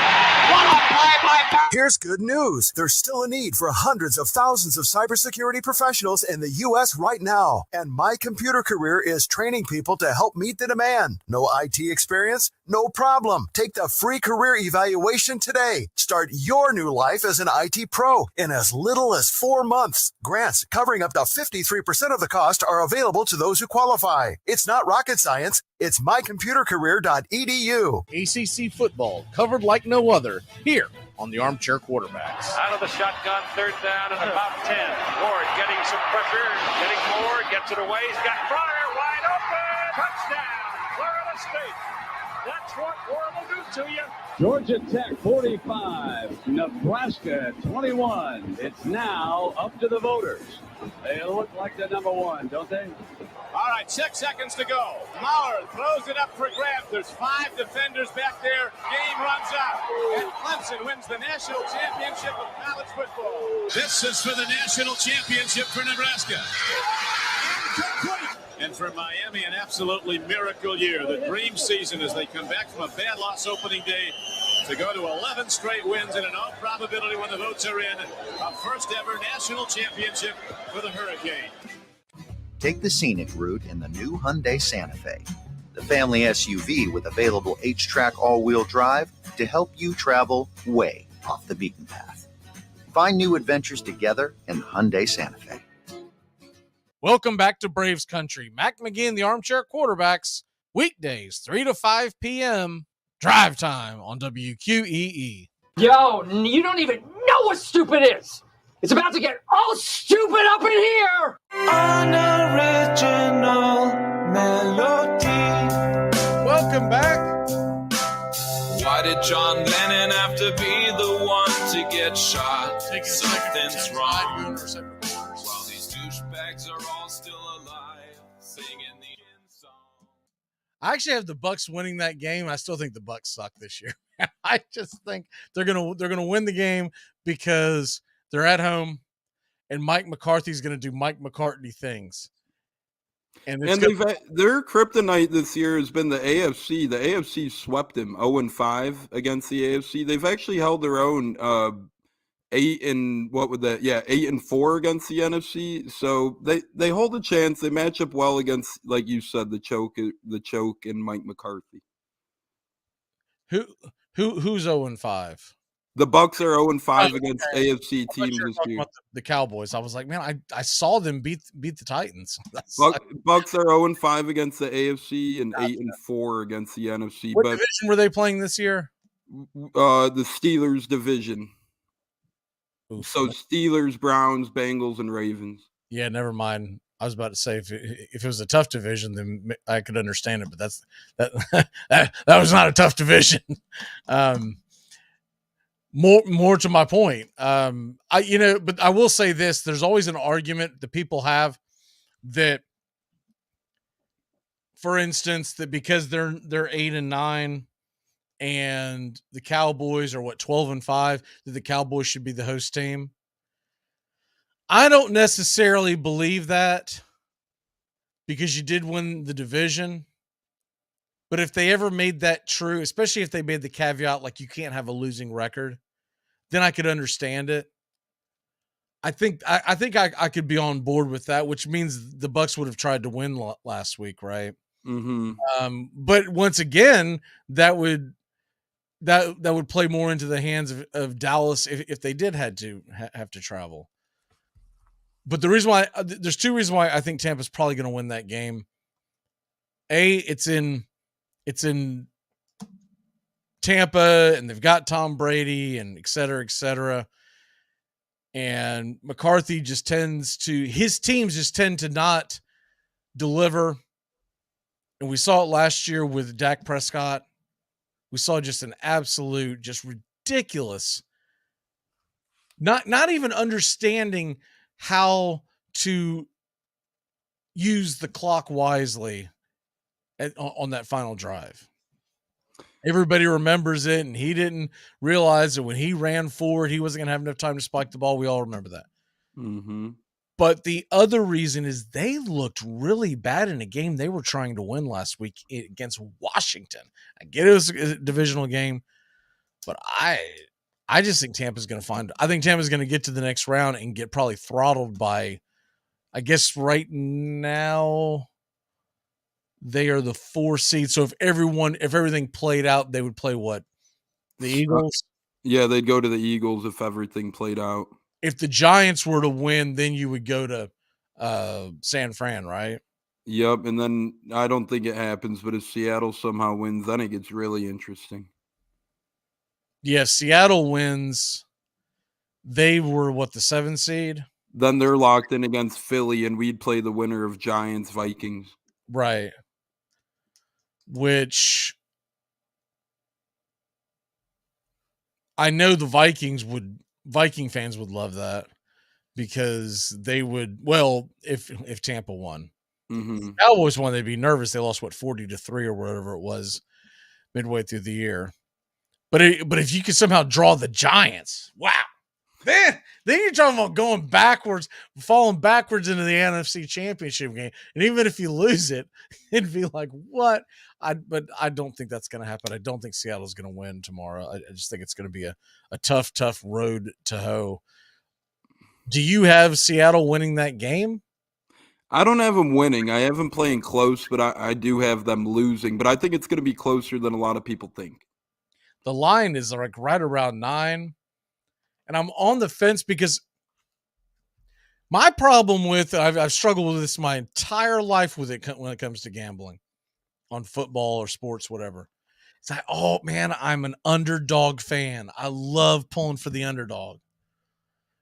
And I love seeing, and I could always come up with the reason why Seattle could make the game close. I'm looking at the weather, the winds blowing in, et cetera, et cetera. I've done better over the last few years, and it's one of the reasons why our win percentage is up so high. But there's that part of me that says, so I either A, jump in on Seattle, or B, I just leave the game alone because I'm like, I'm not, or I tease it. I don't think people are giving Brock Purdy enough love as they should, because Brock Purdy's played phenomenal. He's played really good. And I know it's a very short sample size, but he's played phenomenal, and they're going to get Debo rolling. I think you're going to see a little more Debo Samuel in that muck in the mire, right? Yeah, and Seattle's best defender, their linebacker, is still out as well, so that doesn't help Jordan Brooks, I believe. So they're a little banged up defensively. Of course, Jamal Adams got hurt for the year early on, so those types of injuries come back and bite you big time when it's playoff football time. Yeah, and the other thing is there's just so many weapons for San Fran. You can't say, well, if you shut this guy down, then you've got this. You've got Juwan Jennings, you've got obviously Debo, which like I said, with the weather, I think they're going to see some jet sweeps with him. Definitely. You might even see some kind of wildcat nightmare with Debo taking the snap with CMC back there and their stable of running backs. I mean, we forget how deep that running back core was before they got CMC, right? Mm-hmm. And then, oh, by the way, if you can shut all that down and get Brandon Ayuk under control and Brock Purdy a little nervous, George Kittle's going to be wide open, streaking down the sidelines. And that's why I don't think they're going to be able to put enough. And we saw it because we did the game. Mm-hmm. For the few games we did this year.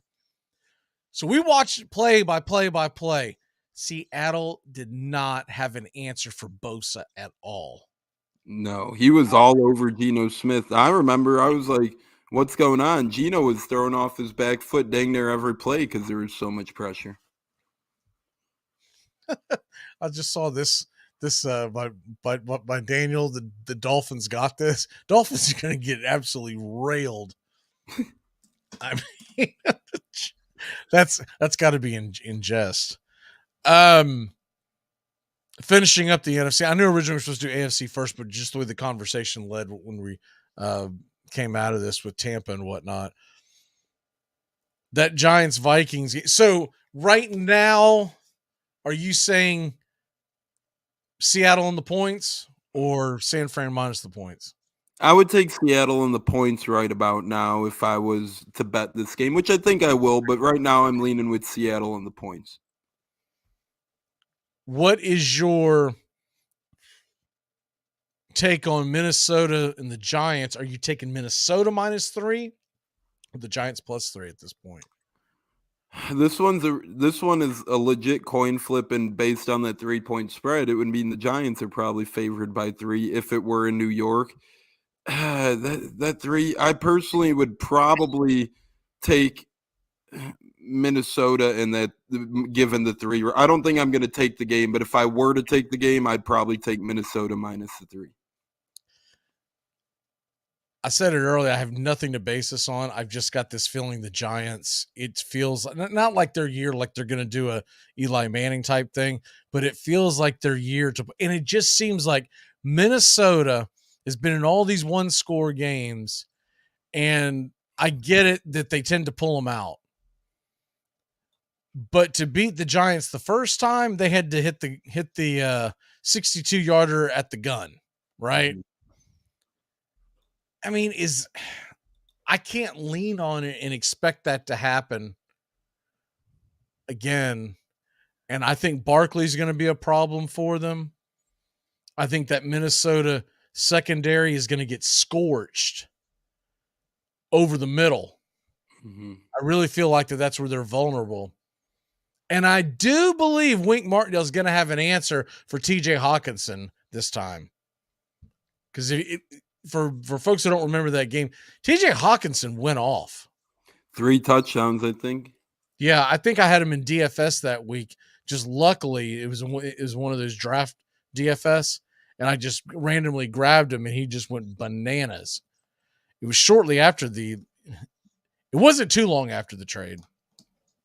And there is talk that Irv Smith could play, which you could really put some wrinkles in.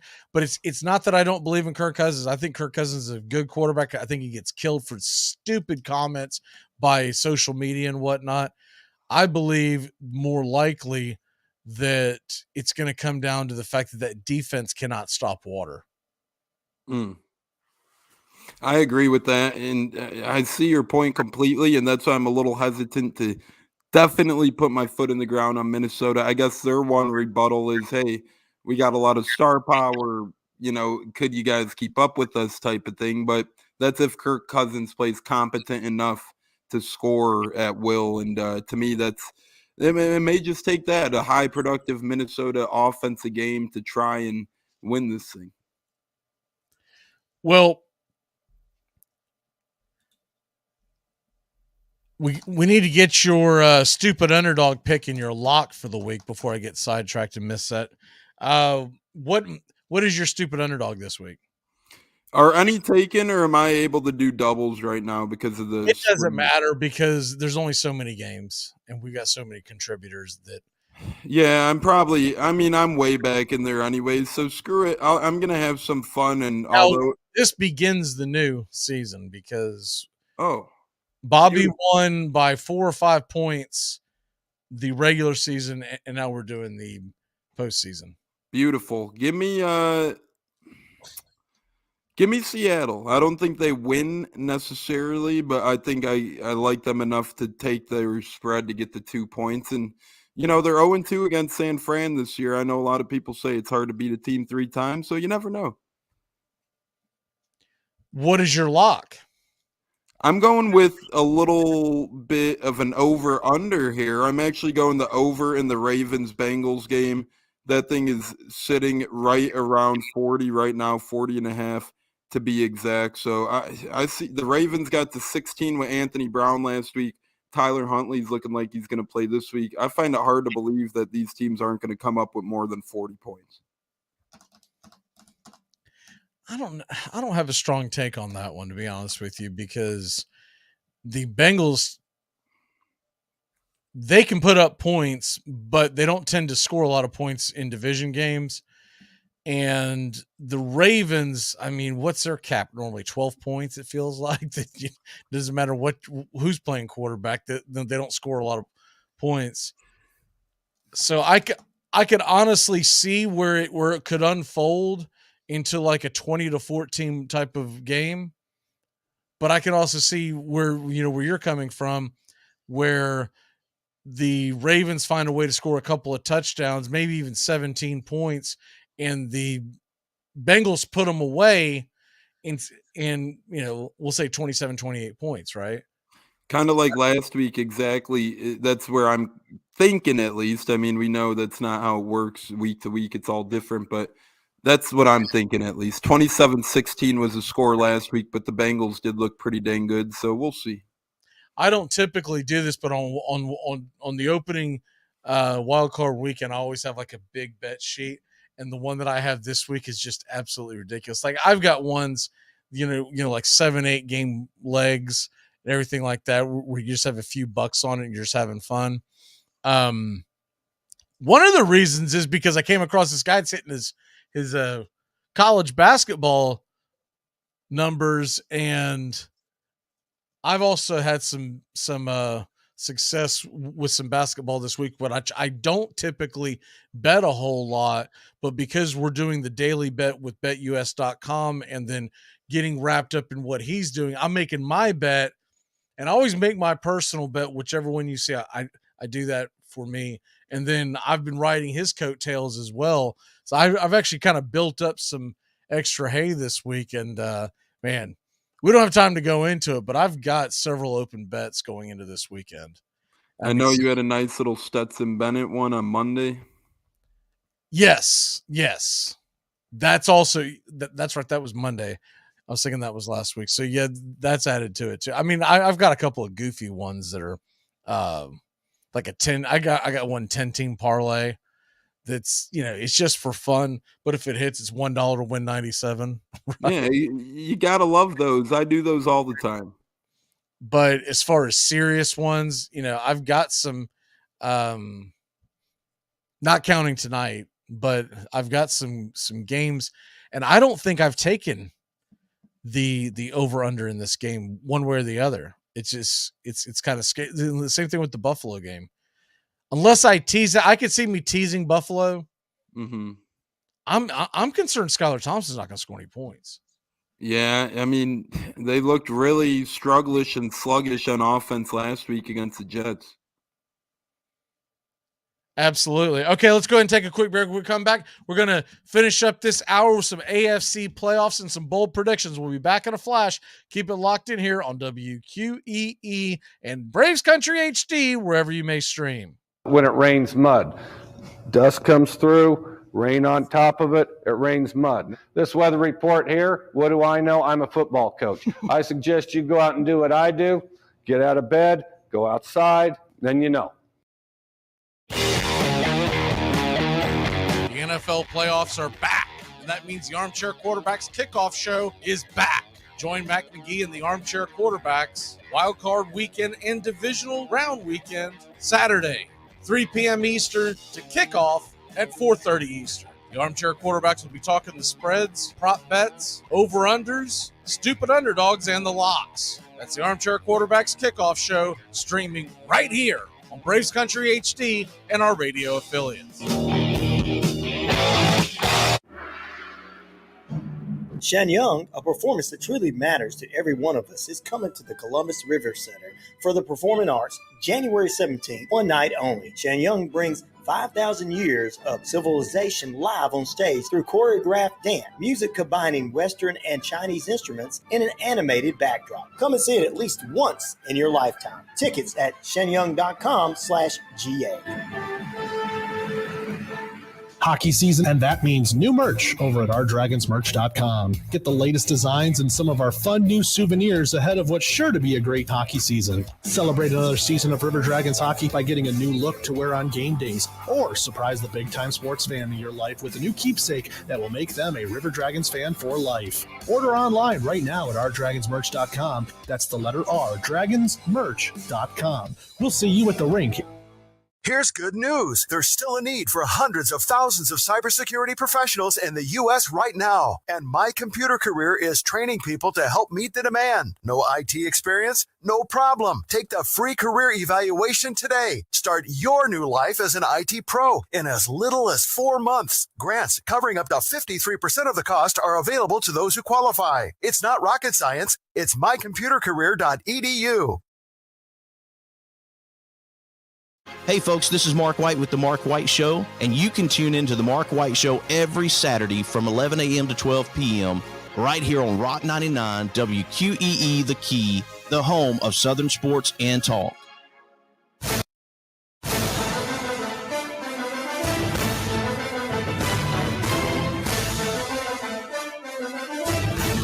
Welcome back.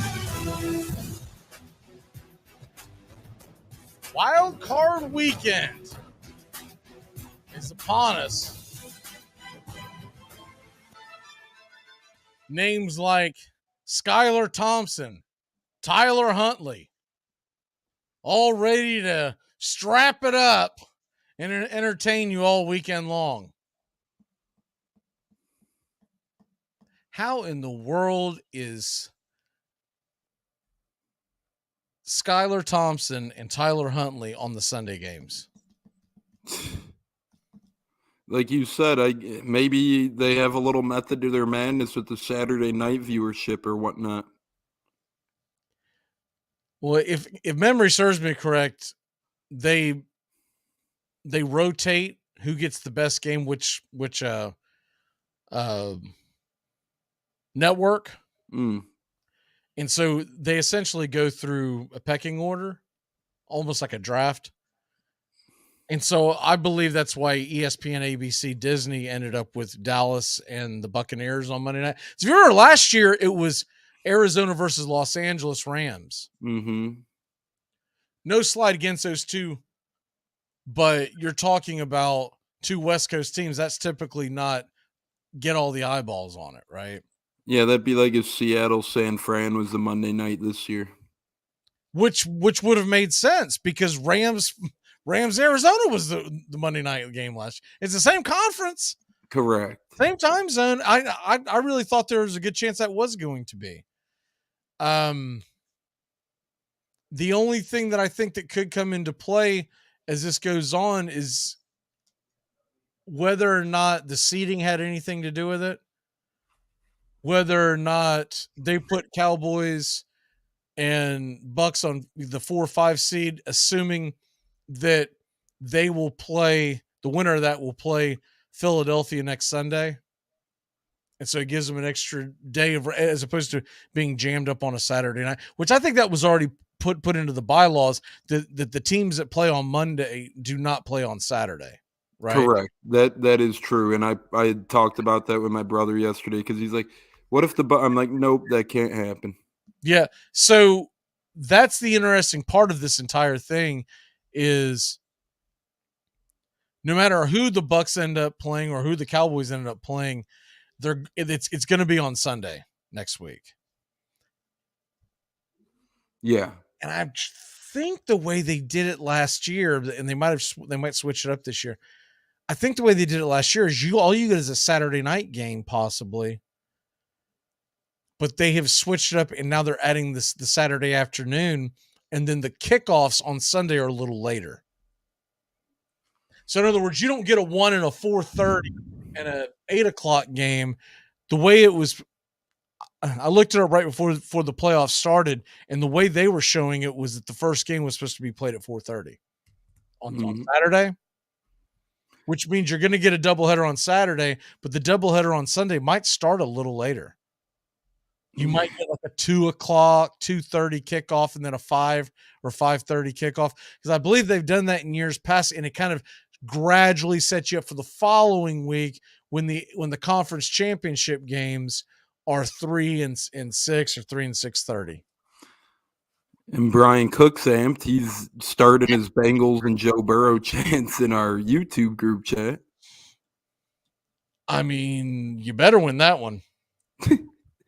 That's all I gotta say. Where do you think the Bengals, if Bengals win and Bills win, presumably, what time do you think that game would be next week? If Bengals and Bills, that could be, see, that game's in Buffalo, right? Mm-hmm. That could be your Saturday night game. It really comes down to, I don't know which, whether it's CBS or Fox has the night game on Saturday and which one has the late kickoff on Sunday. That's right. I forget it's a little predetermined, but I'll put it this way. Jacksonville or the Chargers versus Kansas City is going to take a backseat to Buffalo versus the Bengals, right? Absolutely. So let's say, for argument's sake, CBS has the night game next Saturday night, and they've got the early game on Sunday. Then I would think Bengals-Bills would be the Saturday night game, and then the Sunday early game would be Kansas City in Jacksonville or Kansas City in Los Angeles.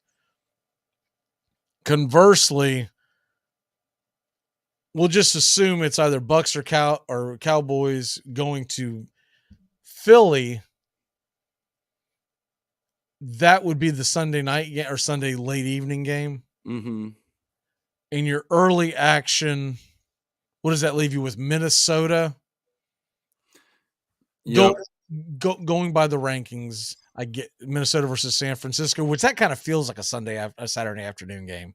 Yeah, it does. And in fact, that's been a Saturday afternoon game. It's been a few years, but that's been a Saturday afternoon because I remember I thought I went all in on the Vikings because once again my fandom turns in. It's not that I'm a fan of one of the teams; it's just I love the underdog, and I took them and they got mashed. That was the year that the 49ers went to the Super Bowl and outplayed the Chiefs for 3.5 quarters, and then they couldn't hold on to the lead. And that was the year that the Vikings had a big first-round win, a little upset win, and then a lot of people gained momentum in Minnesota, and then, they ran into San Fran. So, I think that would be your Saturday afternoon tilt. This is all assuming that – so if Fox gets the game for Sunday night, and I don't remember how that worked, whose turn it is, but if Fox were to get the game, then – you're going to get Minnesota, San Francisco next Saturday night, and Kansas City hosting Jacksonville or LA Saturday afternoon. And I'm not 100% sure, but if memory serves me correct, I think the Bucks got eliminated against the Rams in the late evening Sunday game last year, if my memory serves correct.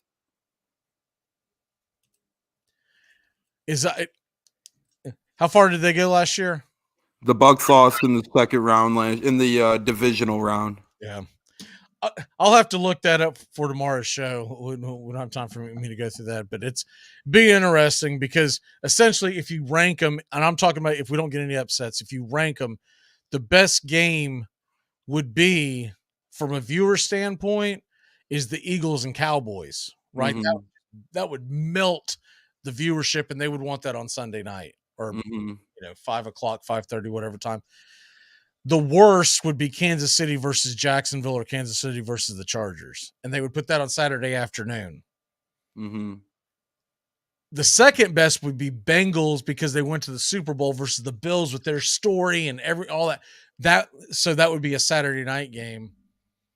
And then the afternoon tilt would be the one that's left over.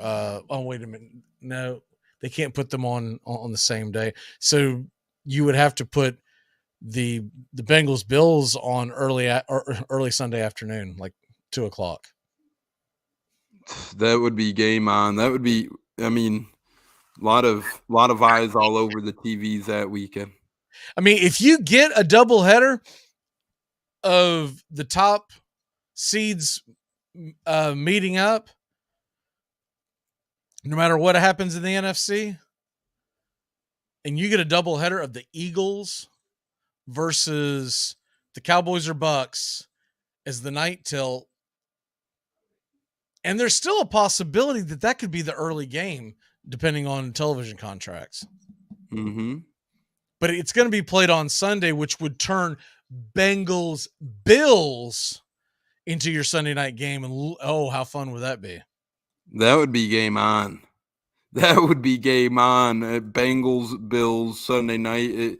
Burrow Allen, after everything that's happened with these two franchises and the tragedy a couple Monday nights ago.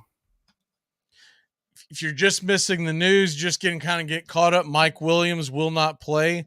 He's expected to be out until best case scenario if they make the Super Bowl for the Chargers. So he will not be there. By the way, how about Pro Football Focus? Jordan Travis, number 1 ranked quarterback in the country this year with 91.8, I think is the score. Is somewhere in that neighborhood. That shocked me. I figured there was someone put up bigger numbers that would have had the number 1 ranking on that. Andrew McCutchen signs a 1-year deal with the Pirates.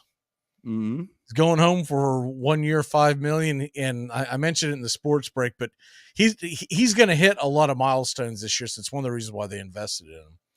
And then arbitration galore. I'll continue to put it on the screen, but I won't get into it. And there is heavy rumors that with McCutchen off the board now, because the Mets were in the fold, they're now considering Tommy Pham for their 4th outfielder. And if not him, Mancini, Duvall, Profar, and Naquin are still, although I don't think they're bringing back Naquin because if you're going to bring back Naquin, we'd have already done it. I think they're more likely to get Profar, which would be a heck of a signing. Yeah, and the Mets are pretty much linked to everybody nowadays, aren't they? Someone's going to get lucky with a good clubhouse guy with a Trey Mancini for a decent deal at this point. Man, he was bad last year down the stretch. I mean, yeah, he wasn't that great last year down the stretch. Really, but his stock, he's going to have to sign a 1-year deal at almost minimum and prove himself this season. Correct. Other news and notes. Braves country fans are still thinking that there's a chance that Atlanta's going to go out and sign Babe Ruth, but we're pretty much have the same team that we have right now for opening day. Mm-hmm. I am interested though. Trevor Bauer, free agent at this point, can sign with whoever he wants, but who is willing to take the hit from the media when you sign him? Yeah, and to me, baseball, we've seen a couple similar things in the past, a couple players coming back from situations in the past. This one's unique because it took so long to develop and play out in front of our eyes. So I'm very intrigued. Hey, I would not mind if the Cubs brought him aboard. I'm just saying. God, can you imagine Trevor Bauer in that clubhouse when they've already got a couple of questionable cats? I mean, what was the pitcher that where's the bandana that the Mets got tired of and kicked Stroman. him. Who's that? Marcus Stroman. Yes, Marcus. You imagine Stroman and Bauer in the same clubhouse? That wouldn't be good. And guys like Bellinger and Swanson would. I guarantee you Bellinger's telling them no. So I don't see him going to the Cubs. But every fan base thinks, oh, man, you can sign him for league minimum. Let's go, because we're all thinking. Right. Well, we all think of it as a video game. We'll just put him in there, and that dude can, but you don't think about what he's going to do to the inner workings of the clubhouse. I'm telling you, though, if I'm a lower level team, a Pittsburgh Pirates or whatever, I'm giving him, I'm signing him if he'll sign with me. I'll say, you go out and shop around, but if no one gives you an offer, let's go. Because I feel like just the way everything always works in American sports, you sign him today, you're going to hear the BS, whatever. By the time you hit the trading deadline, everybody's going to want him. Mm-hmm. You're going to be able to get one heck of a prospect. Mm-hmm. I agree with that. Happens every time. Every time, especially in base. I mean, look at the Astros. Remember when they traded for Roberto Ozuna after all that stuff? Every sport. It happens all the time. I meant more so the trading aspect thing of, at the deadline when you sign a guy who's low profile, then you trade him. I meant more so that's baseball, I feel like. But now, if I'm Bauer, I want to go to a contender. That's who I'm going to shop first. But he might find out that he's been blackballed. So I don't know. What is your walk-off for the day, sir? It's not going to be following the Bauer sweepstakes after that. My walk-off is going to be enjoying some football, brother. And I'm actually excited. At first, I was hating the Monday night game, but I'm looking forward to it because me and you get another conversation before them. I'm amped for some playoff football. I'm ready for tomorrow. I know the games don't scream at you, but to me, Lawrence Herbert, Geno Smith, Brock Purdy, a lot of cool storylines going on there. I'm looking forward to a great day of football. And, of course, starting it off listening to you, gentlemen. My walk-off for the day is to piggyback on that. We will be back here tomorrow, 3 o'clock. Right here, same bat time, same bat channel. We'll take you all the way to the kickoff of the NFC wildcard matchup between the Niners and the Seahawks. And the other thing is, I do want to say, give the condolences to the fans and everything out there for Lisa Marie Presley, the Elvis Presley fans out there. My dad was a huge Elvis Presley fan. Mm-hmm. And just the sad story that we find out that she has passed away at the age of 54 yesterday. This comes off the heels of a couple of years ago where her son had committed suicide. They have not released what happened with her. But at the end of the day, what I'm getting to is check your mental health. It's a real thing. And I don't know what led to hers, but this probably didn't help her overall health regardless. So we'll end on that note. Sports Map is on the way, First Name Sports. And remember, Monday through Friday, make sure to catch Rhino Radio Penitentiary, 7 to 10 a.m. Rod Peterson Show, noon to 2, and the Sports Beat, 2 to 3.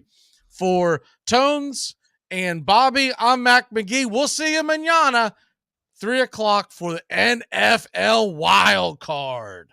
Goodbye, sweetheart, well, it's time to go. We're back tomorrow with another show. Well, unless we're fired, we'll talk to you then. Goodbye, sweetheart. Goodbye. Goodbye. Guys and gals, it's time to go. We'll see you on the next show. Same bat time, same bat channel. Thanks for listening to Braves Country with Mac McGee and the Armchair Quarterbacks on 99.1 FM WQEE, The Key in Noonan, Georgia, and simulcasting on youtube.com/@Braves Country. Braves Country comes your way weekdays, 3 p.m. Eastern to 5 p.m. Eastern. Please follow, like, and subscribe today. Armchair Quarterback Radio, your first choice for Southern sports. Something of the 5th of September. Something of the 5th of September. She said a lot that I can't remember. Something of the 5th. Can I get another cigarette, please? Can I get another cigarette, please? Yeah, I know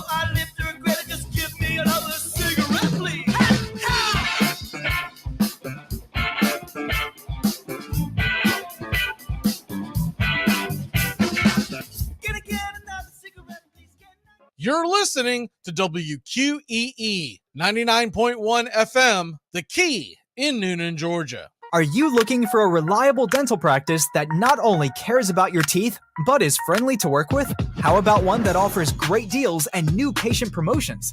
Well, your search is over. Most Valuable Smiles in downtown Eatonton, Georgia is committed to giving you the biggest and brightest smile. Right now, get a $99 new patient special, including x-rays and exam. Maybe you're looking for veneers. Most Valuable Smiles veneer special includes one free veneer with every 5 purchased. Or get that bright white smile you've always wanted by taking advantage of an exclusive $100 off Zoom whitening treatment when you book today. And don't forget that 2022 is almost over. That means most insurance policies will reset by the new year, and to avoid losing that extra money, you need to use it or lose it. Book an appointment today with Most Valuable Smiles in downtown Eatonton to lock in these exclusive deals. Call 706-623-0318 or visit mostvaluablesmiles.com. Hey, sports fans. The Key has a brand new show. Braves Country is coming your way weekdays 3 p.m. Eastern to 5 p.m. Eastern. Drive time on WQEE. Braves Country is a Southern sports talk show with Mac McGee and the Armchair Quarterbacks. We'll be talking the Atlanta Braves and Major League Baseball, along with everything important to sports fans in Braves Country. The SEC, ACC, Big Ten, and the National Football League, and the big sports news of the day. That's Braves Country with Mac McGee and the Armchair Quarterbacks. Weekdays, 3 p.m. to 5 p.m. right here on WQEE, The Key, 99.1 FM, and simulcasting on youtube.com/@Braves Country. Dixie Handle Company, 5 generations of the Strickland family, have produced quality hardwood farm and garden tools, wooden shutters, and custom furniture. If you're looking for the highest quality tool handles, Dixie Handle Company is your place. Every item is hand-picked to your specifications. If it's made of wood, they do it.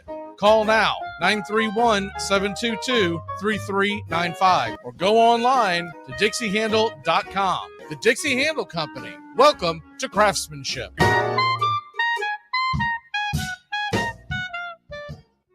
Hey folks, this is Mark White with The Mark White Show, and you can tune into The Mark White Show every Saturday from 11 a.m. to 12 p.m. right here on Rock 99 WQEE The Key, the home of Southern sports and talk. Hey sports fans, it's Rod Peterson here, host of The Rod Peterson Show, inviting you to join us daily for 2 hours of Atlanta's funnest sports talk right here on WQEE. I say fun because it is. You've never heard a show like it because we make the listeners a part of the show every day between noon and 2 p.m. Eastern. You'll hear plenty of the best sports talk, including the latest on the Falcons, the Braves, and more. And who knows, you might even hear you. That's the Rod Peterson Show, daily at noon, right here on WQEE 99.1 FM. We live in a world now that welcomes and nurtures the screwball in all of us. Hey, it's a new decade, people. Time to get a little nutty. Treat yourself to Screwball Peanut Butter Whiskey, a smooth flavor that combines 2 of America's favorites, peanut butter and American whiskey. So no more social awkwardness. Time to embrace who you truly are. Get out there and make friends. And be sure it starts with Screwball Peanut Butter Whiskey. It's available nearly everywhere. Learn more at screwballwhiskey.com. Infidium Spirits. Please enjoy responsibly. Hey, sports fans. The Key has a brand new show. Braves Country is coming your way weekdays 3 p.m. Eastern to 5 p.m. Eastern. Drive time on WQEE. Braves Country is a Southern sports talk show with Mac McGee and the Armchair Quarterbacks. We'll be talking the Atlanta Braves and Major League Baseball, along with everything important to sports fans in Braves Country. The SEC, ACC, Big Ten, and the National Football League, and the big sports news of the day. That's Braves Country with Mac McGee and the Armchair Quarterbacks. Weekdays,